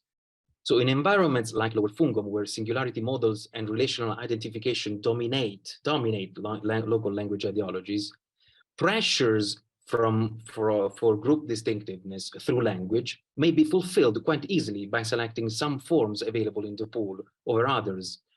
In this case, so the noun class marker on the noun class that is the most frequently used one. So every other word will be in that class. So it's very visible as an emblem of difference. So the main point here is that there is a purpose leading this selection, and this is neighbor opposition. Okay, so hyper-localized distinctiveness. So being opposed to your neighbor. There are many other facts in Lower Fungom and in nearby areas that go into the same direction, where we see that languages differ for features that are really difficult to account for historically or through contact. And the main, I mean, the best account seems to be neighbor opposition. People that just wanted their language to be different from the language of their neighbors. In tense and aspect marking systems, there is an interesting story that I don't know, maybe later, I don't know if there will be the opportunity to go through, but so there are also cases of language creation in the grass fields. Okay, through deliberate manipulation of lexicon, in this case, in the Kungfutu, and also in there is another case of a language called Lita that was created by youngsters in two very small villages, not far from Lower Fungom, where the process went much ahead and is not just limited to lexicon. So what do we learn from this, and what can we add to the basic lists of factors that we can use in order to understand the present and project the past? So first of all, I would say that we can remove the last two items. So languages are bounded entities and communities are by default monolingual. But more interestingly, we can add the idea that contact does not necessarily lead languages to become more similar to each other. Contact can cause languages to become more dissimilar from each other. And this can take many forms, but this is something that people, not only me and my colleagues and Jeff in Lower Fungom, but people all over the place where small-scale multilingualism is practiced are finding. I mean, they're finding exactly this thing, that contact-induced non-convergent change. Okay, so we can update so the basis on which we can apply the uniformitarian principle. But there is one, I'm sorry that I will take 2 more minutes. This is quite important. There is something that goes beyond the factors that I said. That is, I mean, the very concept of, for instance, what economy means, what the least effort means, that is so strong, so powerful a keyword in interpreting human behaviors. So I will read so that I'll be sure that I will be done in 2 minutes. So the privileged status of convergence as the assumedly most common outcome of contact may be linked to the assumption that it is a more natural outcome of bilingual cognitive processing, reducing cognitive overload of the bilingual speaker. So this means convergence. So when languages are spoken by bilinguals, they become more similar to each other because this is the idea that this will facilitate bilingual speakers to avoid cognitive overload. Divergence, when it is discussed by scholars, is always attributed to specific idiosyncratic social circumstances as something exceptional that would normally never happen. But is what I showed actually to be considered exceptional? Or is it possible to conceive of processes like neighbor opposition as potentially always there in human cognition, much in the same way as convergence through contact? So the models of identity construction pivoting on interpersonal relationships rather than social categories are not limited to the grass fields. In fact, sociologists often point out that the current prevalence of category-based models of identification, the abstract social categories that we have in our capitalist societies, is a product of state-based society. Relational modes of identification, like those we saw in the example, are not just typical of traditional non-state-based societies of the grass fields, but were most likely the prevalent mode of personal identification throughout the world for the overwhelming majority of human prehistory. So the hypothesis is that neighbor opposition is especially active in small-scale, lightly centralized societies. And since these were a very common form of social organization for most of human prehistory, then the prehistory of our languages must have been punctuated by many events of neighbor opposition. And in any case, looked from this perspective, the limits of language trees are self-evident because neighbor opposition resets the phylogenetic clock. I mean, you can really look at the different leaves of the tree as a pure fiction, okay, in these cases, because the subgroups actually overlap. And where is the paradise lost here? And I will conclude. So drift and contact-induced convergence stress the similarities between linguistic and biological evolution that is collective, uncontrollable by individual beings. There is no will, there is no control. There are really major forces shaping our lives. Neighbor opposition is non-biological. Speakers might deliberately decide to change their language for a clear purpose. This is teleological change. This is something that most linguists would immediately reject. Changes of this kind may have been momentous to people's existences in the past. So something very important for speakers. And in today's turbo-capitalist world, only signs that are functional to capitalism thrive. So the scope of individual creativity, also in language, is strongly limited by refined technologies of power and repression. We don't have much. We can change very little things, but if they don't make sense for the general system, they're doomed. They will fail. They will finish because we are really, really weak. From this perspective, the idea of speakers who deliberately change their language and by so doing create a new independent society is nearly unimaginable to us, who are, as Marcuse said, one-dimensional men and women. So this is from this perspective that what I said about the multilingualism, the small-scale multilingualism, and this deliberate change of languages looks like a paradise lost. Thank you so much.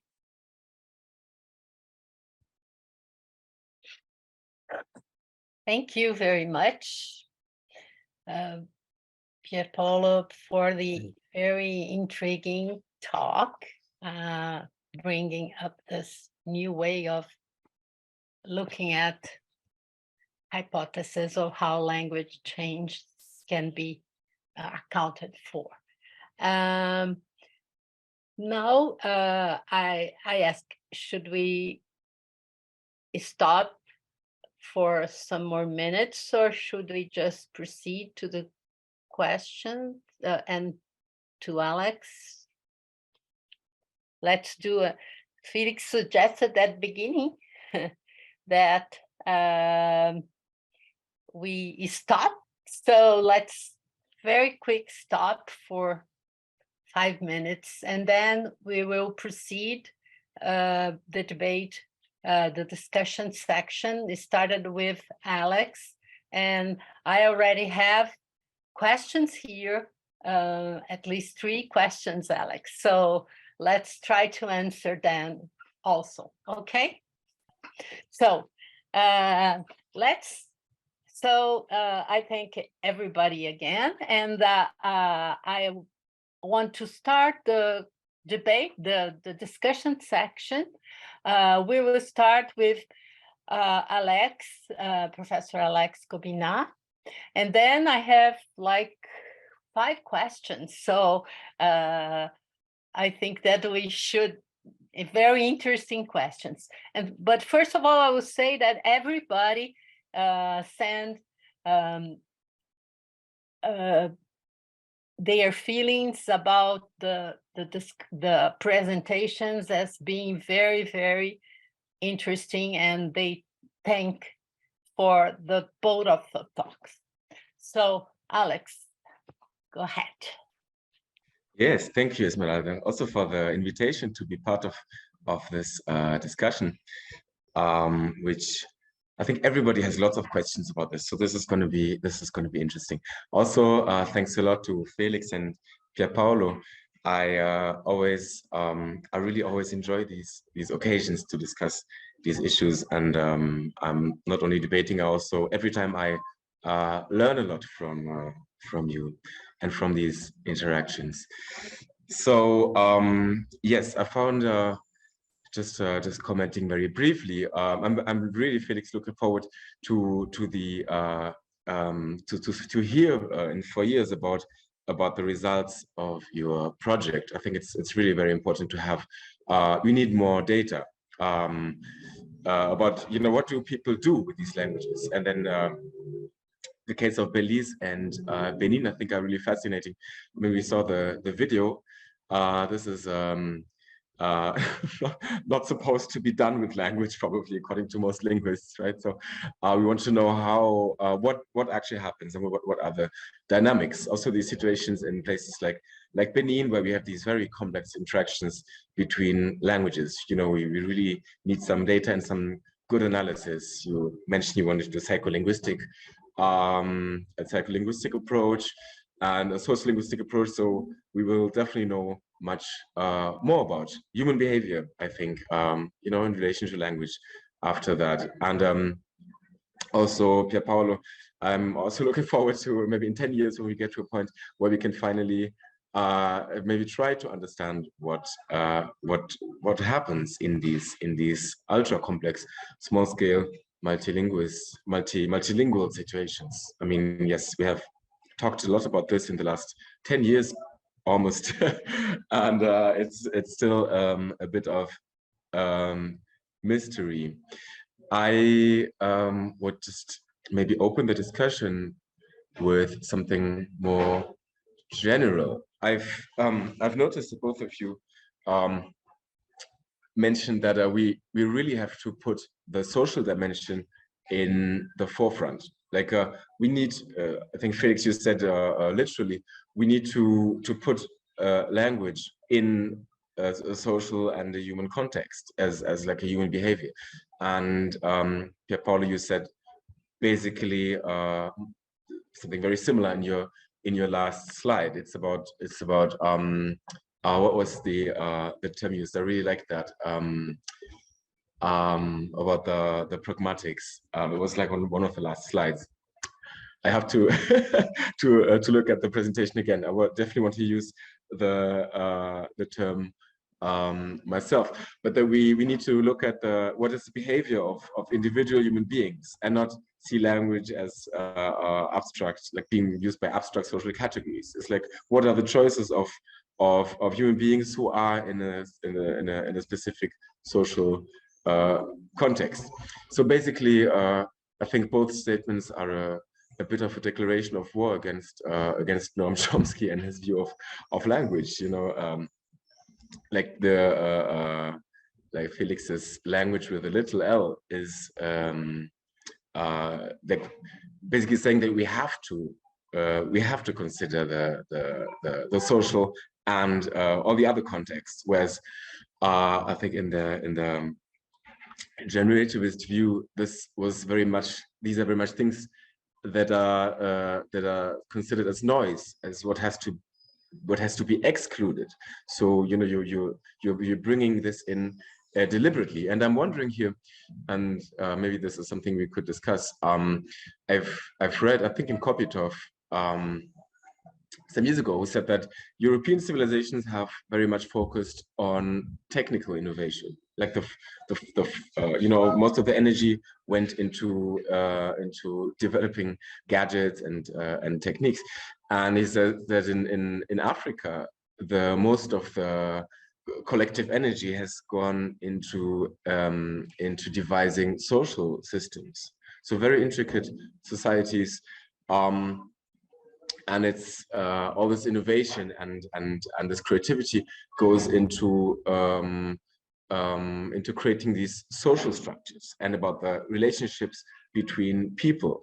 So I'm wondering if what your opinion on this is, whether Africa is really different from Europe, so that these African languages actually work in different ways than languages in Europe, or whether this is just a difference in degree, so that this social dimensions has become more obvious, or maybe they have been altered in Europe because of the advent of the nation state.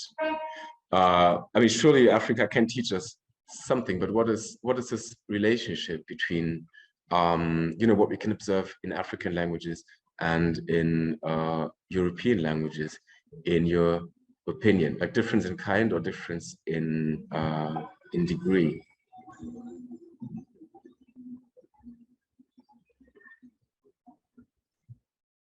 Who wants to start?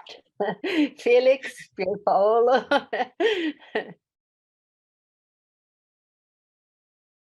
After Felix.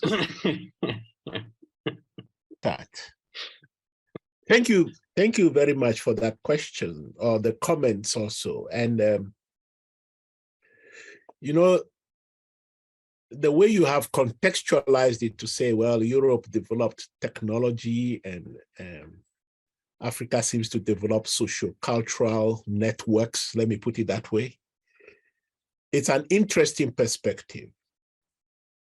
It's interesting for me partly because, and this is where I'm going to be radical, one of the challenges I have come to see today when I'm talking about, say, small L linguistics is basically that even though we are saying, say, the Western knowledge system is what is there, what is science, we have left behind, and this is the whole source of many problems in our academic discourse, we have left behind a very important thing that Aristotle pointed out when he talked about different types of knowledge. So he talked about 3 types of knowledge. He talked about the episteme, and today we glorify ourselves in epistemology. He talked about the techne, and yes, we have the technology, which is what you were referring to. And he talked about phronesis, which is about prudence, which is about the ethical values that should bind the development of technology and epistemology. These we have left behind.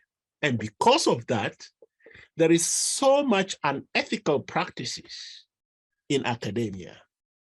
Now, how does that manifest itself? One of the very first manifestations is when we assume that the thing next door to me is the thing, and that is universal. It is just an unethical approach to understanding human nature.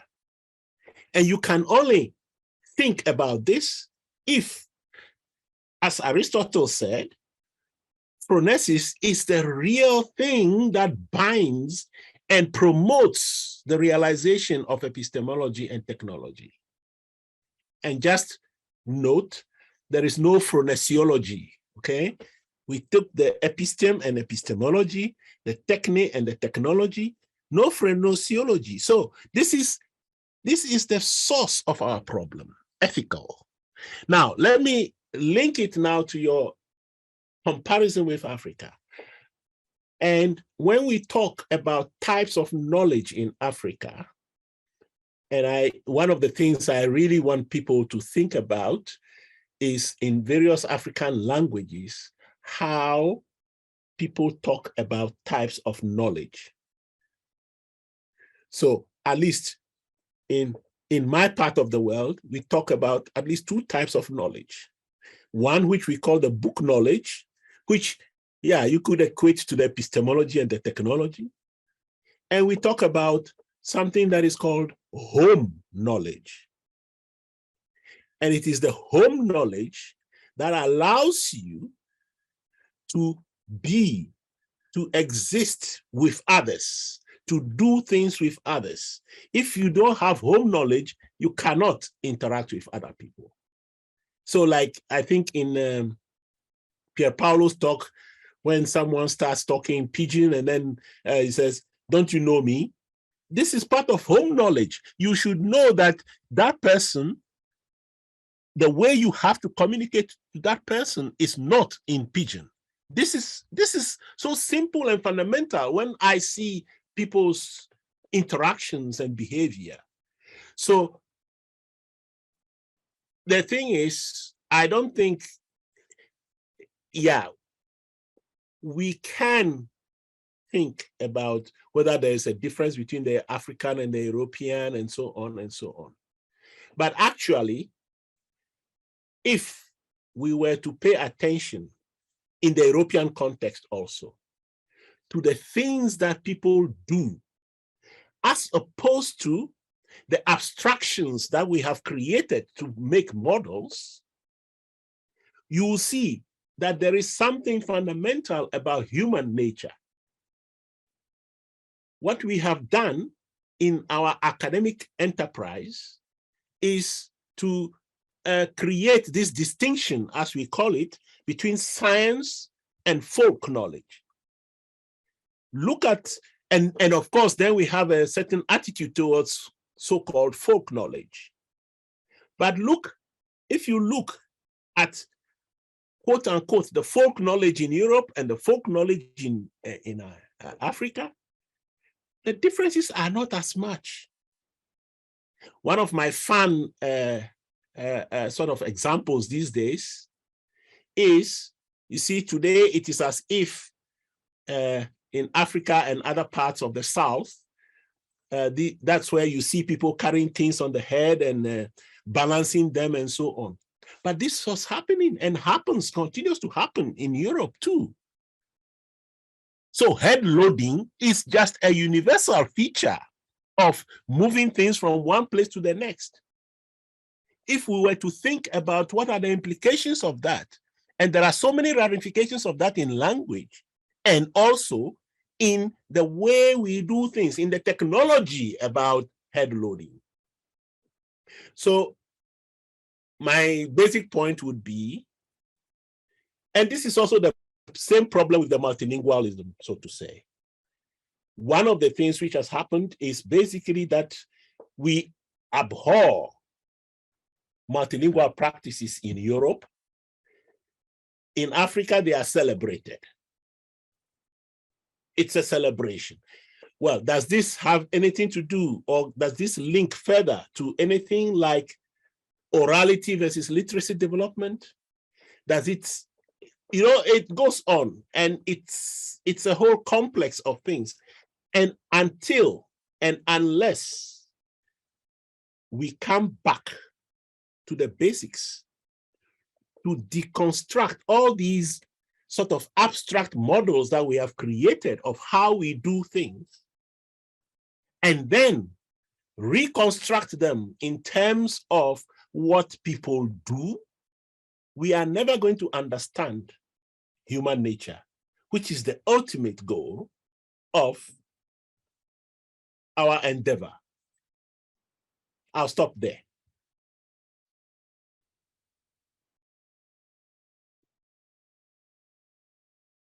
Okay, thank you, Felix. This was really inspirational. so the Alex's initial question was whether we can consider what happens in Africa as being revealing a major radical difference between African realities and, say, European realities, right, Alex? This was the question. Well, I'm Italian, so my point of view is from here, and you know, I would probably answer by asking a few questions, like, how many experiments in psycholinguistics are you aware of that were carried out in an African country? How many yeah, I mean, even just that, I mean, how many experiments of psycholinguistics are you aware of that were carried out in Africa? I think none. How many, apart from Felix and very few others, how many African scholars are working in European universities? I mean, these are really structural problems. There is no, I mean, so my answer to the question is, I really have no idea whether the two are different, whether Africa is, because we still know very little about Africa in general, and not only about its languages, but I mean, there are very few I would say at this point, I would say very few whites, very few Europeans who travel to Africa for research purposes, and there are very few African researchers who have the means to be, I mean, who are supported to do research in Africa. As a result, what we know is relatively limited. Maybe, yeah, I would like to ask you something else before we move on to Esmeralda and the questions from the public. Maybe something a bit more concrete. I was getting very philosophical in my question, but more concretely, I'm always quite surprised by the resilience that I keep seeing in Africans and also you know, these African cultures. Maybe this has to do with the stability of these social structures. You know, if Kopitov is right, and Africans have really invested in the social, which I think I sort of agree. Looking at elaborate greetings, we find in like all these dynamics that you observe in Cameroon. This is extremely sophisticated and very deeply anchored in the cultures. So how can we what does this what do these social structures have to do with and multilingualism, with language vitality, or do you think there is like a connection? I mean, African languages seem to be quite vital. We have you know, despite 500 years of really brutal contact with various European agents, you know, slavery of you know, abduction of millions of people, long episodes of war, so very difficult and challenging conditions. But it's looking at Cameroon or Senegal or other places, it really seems that lots of these social structures are still intact, and the mechanisms are you know, these multilingual situations are still functioning like in Fungo, and people continue to use all these languages, and they do not adapt to a nation state or European models of using language. So this is really a resistance. Even looking at Brazil, of how African cultures survived and really became fundamental in shaping Brazilian culture, it's really surprising in looking at these very tough circumstances when people really cling to these cultural features and manage to push them through whatever happens.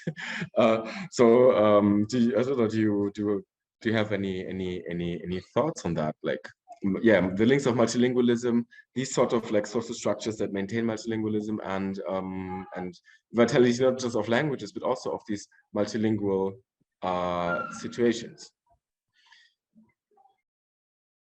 Felix, may I? Yes, you go first. Just because I think I'll be brief, and I have a little provocation for you too, because my impression. So I did fieldwork. I didn't grow up in Cameroon. I did fieldwork in these rural areas, and in Lower Fungom, I stayed there for quite some time. And the impression that I had is that those languages, even the languages spoken by, say, 200 people today, will hardly disappear unless there is a major epidemic, a pandemic that just erases the whole population. For a simple reason, because people have very special relations with dead people, with their ancestors.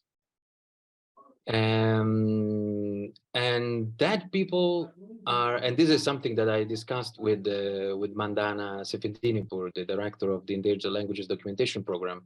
You know that in documentary projects, usually you record an interaction, then you transcribe the interaction and state who are the participants in the interaction.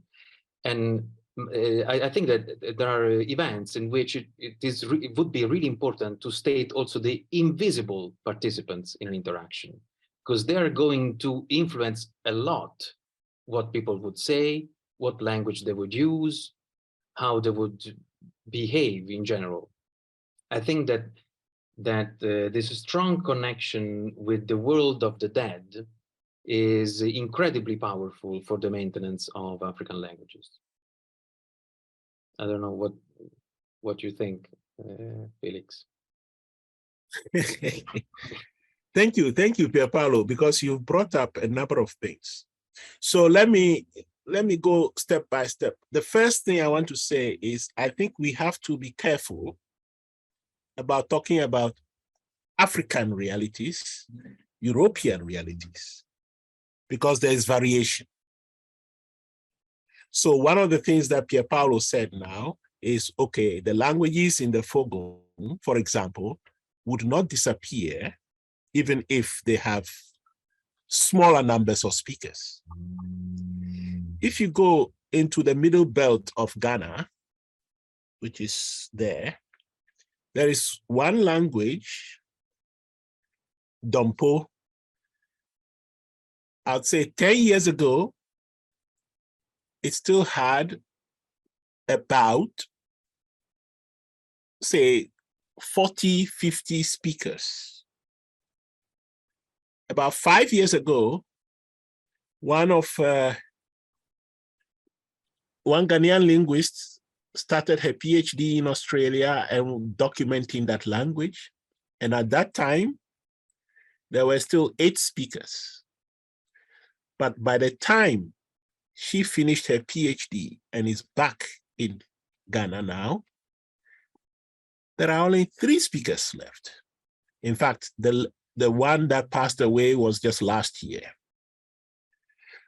Now, and this is one of the things, but I'm not trying to say that the language or the people, the descendants, let me put it that way, don't identify as Dompo speakers or Dompo people.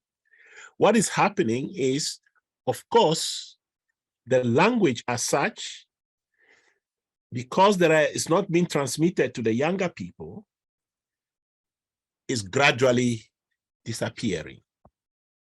I mean, there's another language in the same area, Animere. 3 years ago, we went there were 18 speakers left. One of them passed away, so now we are working with 17, but each of these speakers are about 50. So as we go, the thing will go down.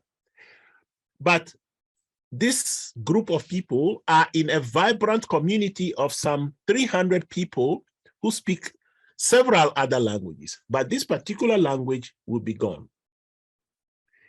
this does not, and I mean, these things are an example of how maybe we have to reflect on what we mean, because in some of the endangered languages sort of literature, there's been this, oh, the loss of a language means the loss of a culture.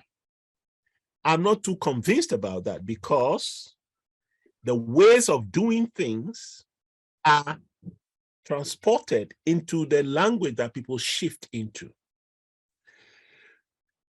Now, and the other thing that you brought up about the connection with the ancestors, that is very real.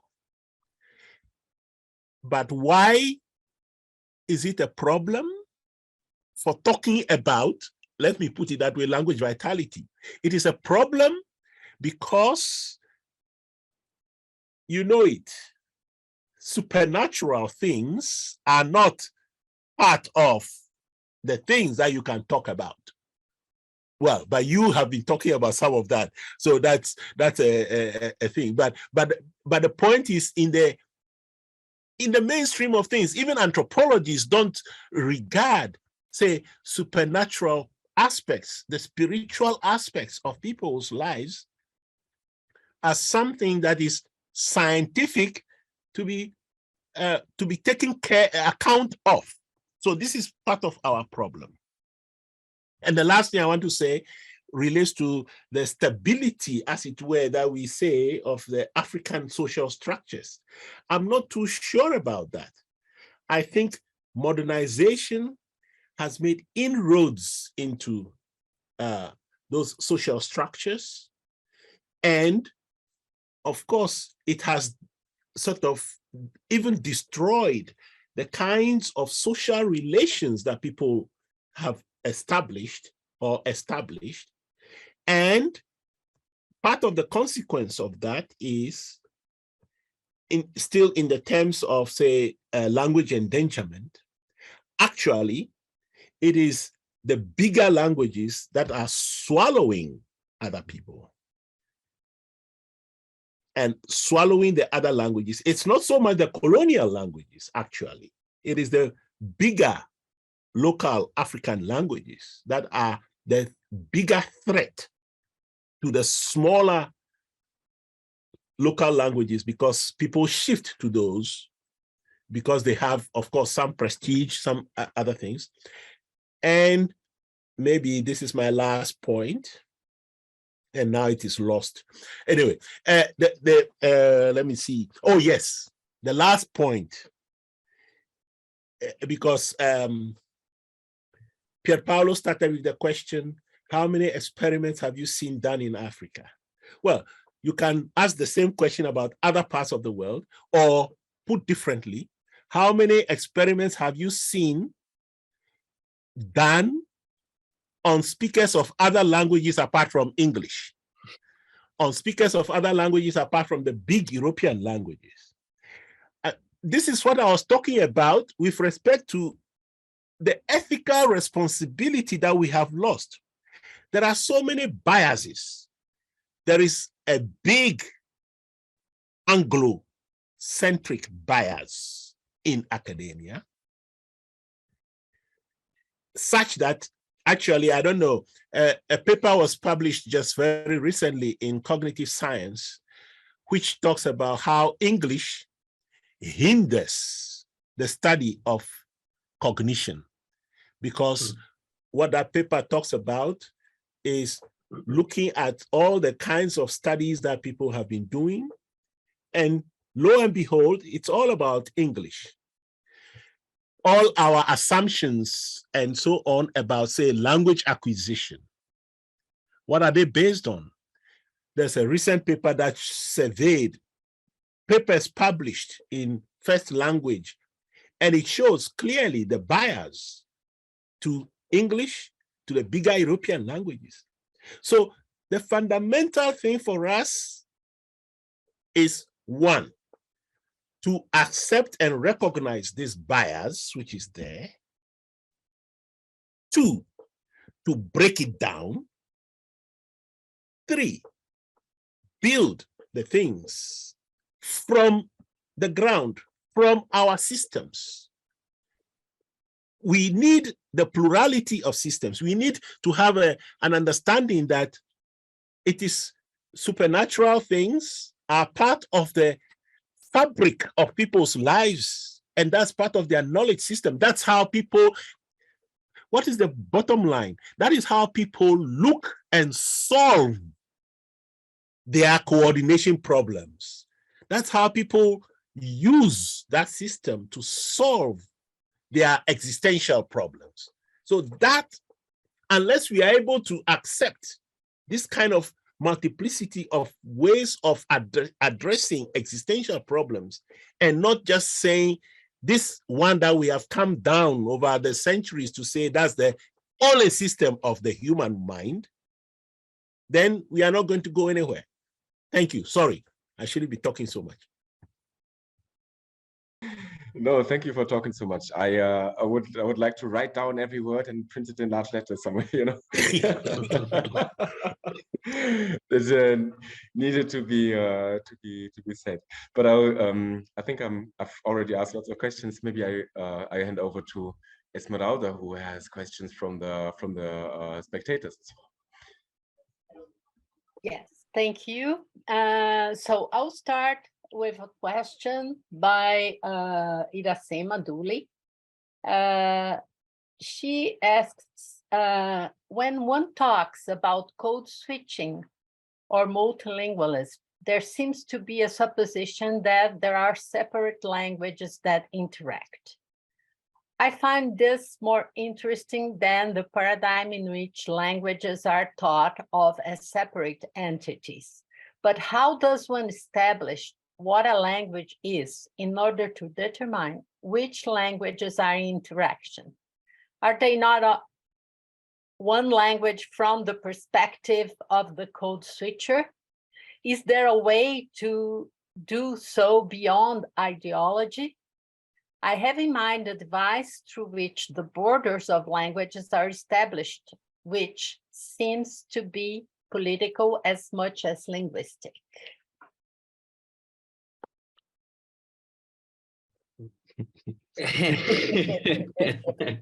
Go ahead, Pierpaolo.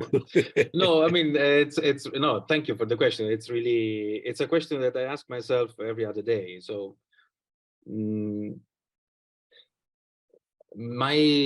the way I cope with this high degree of indeterminacy, because that is really something of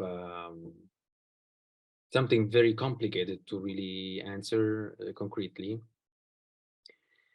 is what happens when, maybe because I have this kind of anthropological perspective, but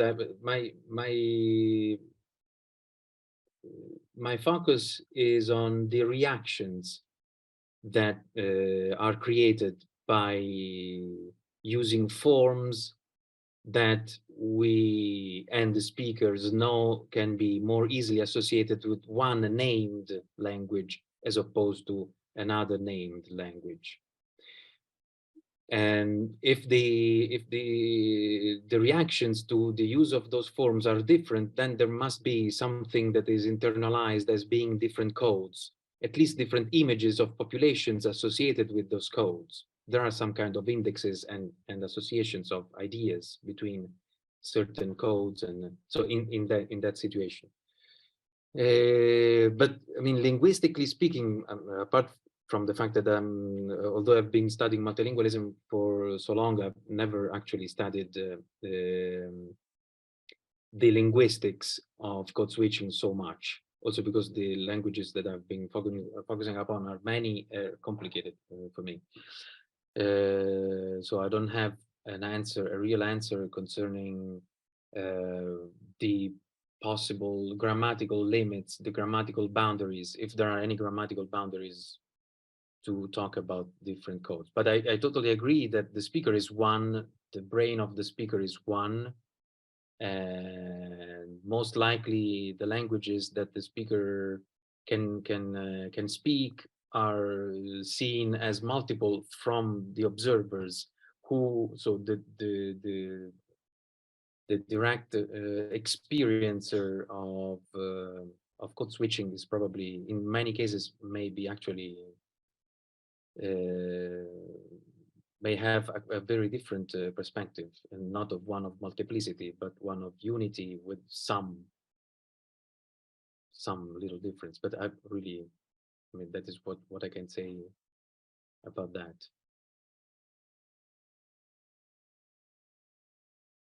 Well, I will just comment. Yes, I think there's a, so if you remember the thing I played from Belize, okay, what is that? Which language is it? The only way we can talk about that is from the community perspective.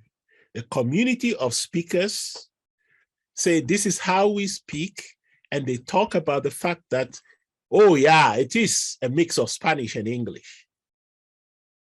Now, so if you go elsewhere, they might say, we don't like this. We don't want this. We don't want people to, you know, mix these languages like that. And so the important point is that even for languages, they should be defined from the point of view of speakers, of language users. And you see, here I come again. There is enough evidence for us to show from language use. For example, well, somebody was telling me this about South Africa.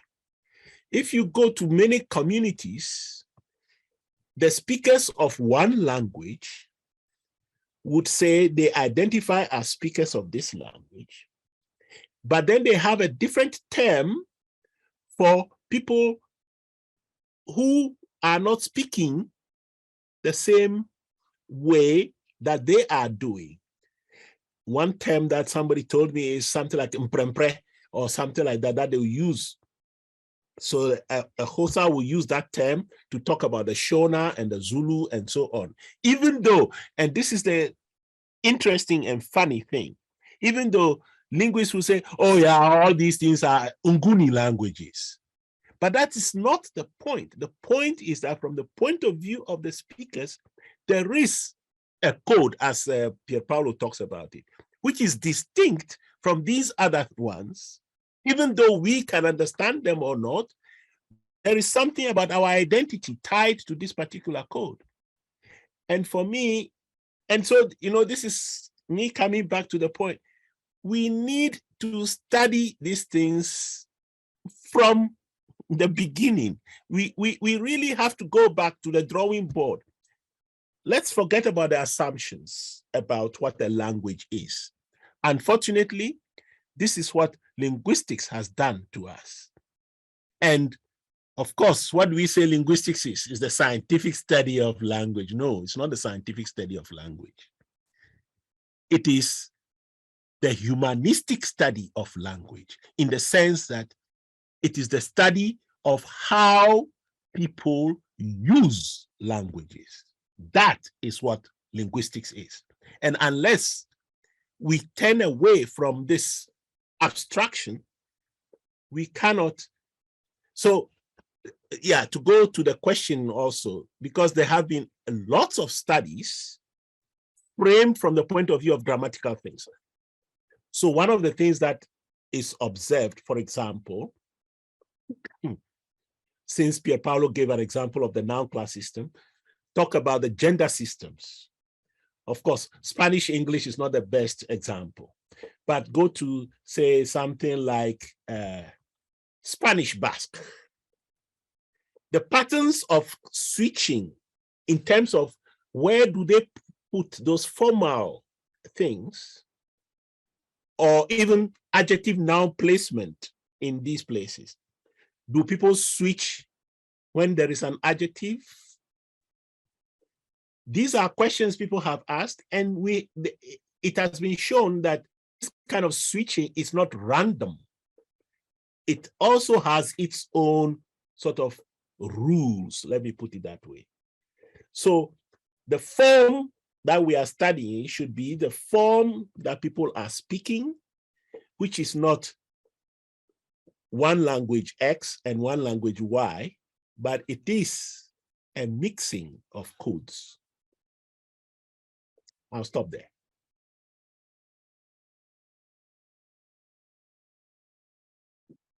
Thank you.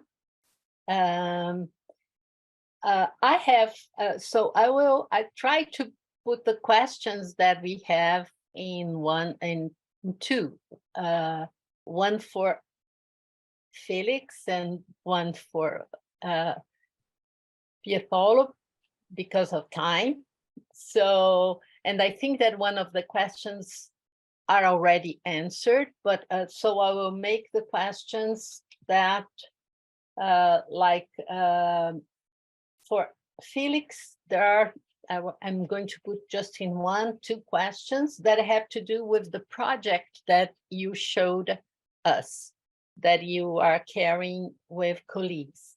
And so there is a question by Gabriela looking for more details on the multimodal analysis during the development of this project. So she wants more details about that.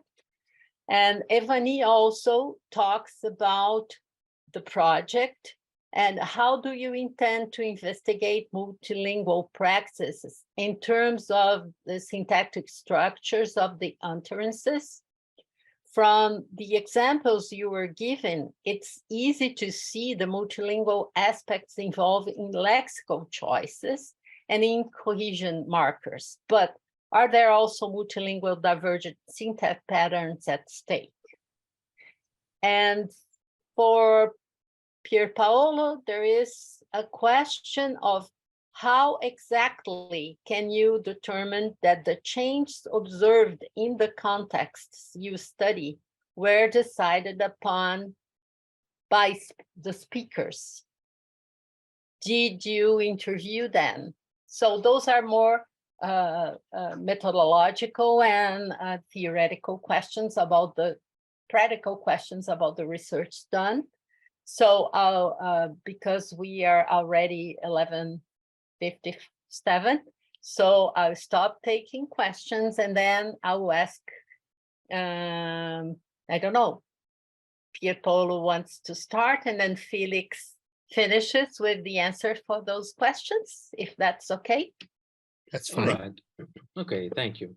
Thank you for the question, Evani, and I think I can, you're here in the screen. Hi.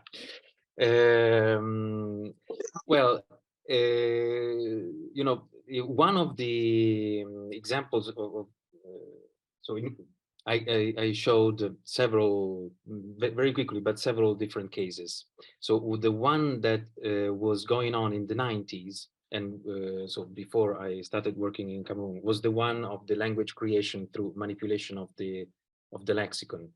That is really widely told in the area because it is one of the latest cases in which a crisis within a chiefdom was being resolved through a split, and the split was causing the development of a new language.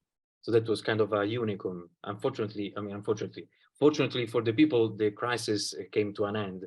And so there was no need for this new language, but the process was ongoing. And I plan to collect more data about that in my next trip. As for the other cases, in fact,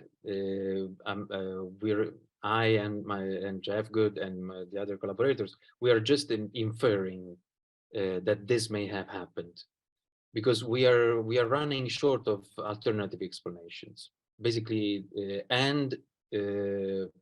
well, that is really too little. We're running short of, say, the classical traditional explanations, and importantly, at the same time, there are social conditions that are kind of reassuring that the hypothesis is not completely ungrounded. So I realized that there is quite a lot of I don't know if I want to say it with a euphemism. There is a revolutionary potential in these proposals, because they're kind of at least for what I know of linguistic literature, very few people have explored the problem of deliberate language change. But the data that we have, the linguistic data, sociolinguistic data, ethnographic, ethnohistorical, and historiographical data all point to the fact that the possibility that communities may deliberately change, of course, to a certain degree, their languages is absolutely not a remote possibility, not at all, in this part of the world. I don't know if I answered the question, but so I... Thank you. Thank you. Felix. Thank you for the questions and your interest in the project. So, as I said at the end, if you want answers to those questions about the project, you come 4 years later. Actually, no, but more seriously, we are just now in the process of recruiting. The project will only start next year. We got the grant earlier this year, and we have to start the project next year. So by February, hopefully, our PhD researchers will be in place. And in terms of multimodality, the thing is, we are going to be doing field work, collecting data, not just, it's true that I showed you sort of monologue people talking, but we are interested in the conversations. And what I mean by the multimodal is that we are not just going to have an audio recording or a transcript or asking somebody to write down something. We are going to have video recordings of people's interactions also. So that is the multimodality aspect of it. Now, that's a lot of work, but we hope this is where the technological development can help us to do some things, to get to the growth points in the data and transcribe those and see. So this goes to the other question about the structures. So one of the things in the first sort of the PhD students who work, where we do the atlas of switched utterances, we will be studying those, and then there'll be an issue of frequency. One of the things will be which structures are more frequent. Then we will be looking at the less frequent structures to test the limits, if you like, of the grammar. Whether those less frequent structures are just flukes from the people's production, or they are indeed part of the thing that these multilingual speakers would do. Of course, we are not operating from a vacuum. So there was a very first study of French font sort of code switching in Benin, where some grammatical structures were identified. We have since then got studies, say in Togo, of the switch between French Ewe and Kabie, involving, say, serial verb constructions and so on. So there are some structures which we might be able to encounter. And the interesting thing about those structures is, where do you get French coming in? That's the kind of discussion that we will be doing. I don't know if that helps. Yeah, thank you. Okay. Have I answered all the questions? Yes. All right. We had a question by Mariana Paino, but she asked about like how to take the community's social, cultural context and ontologies into account while working with them and their linguistic data. But I think that I don't know if you want to say something, or we are ready. Yeah. So just one thing. One of the things for this project is that we specifically are aiming to get local researchers to be the researchers, to be the PhD students and so on. And you remember I talked about this mentorship cascade.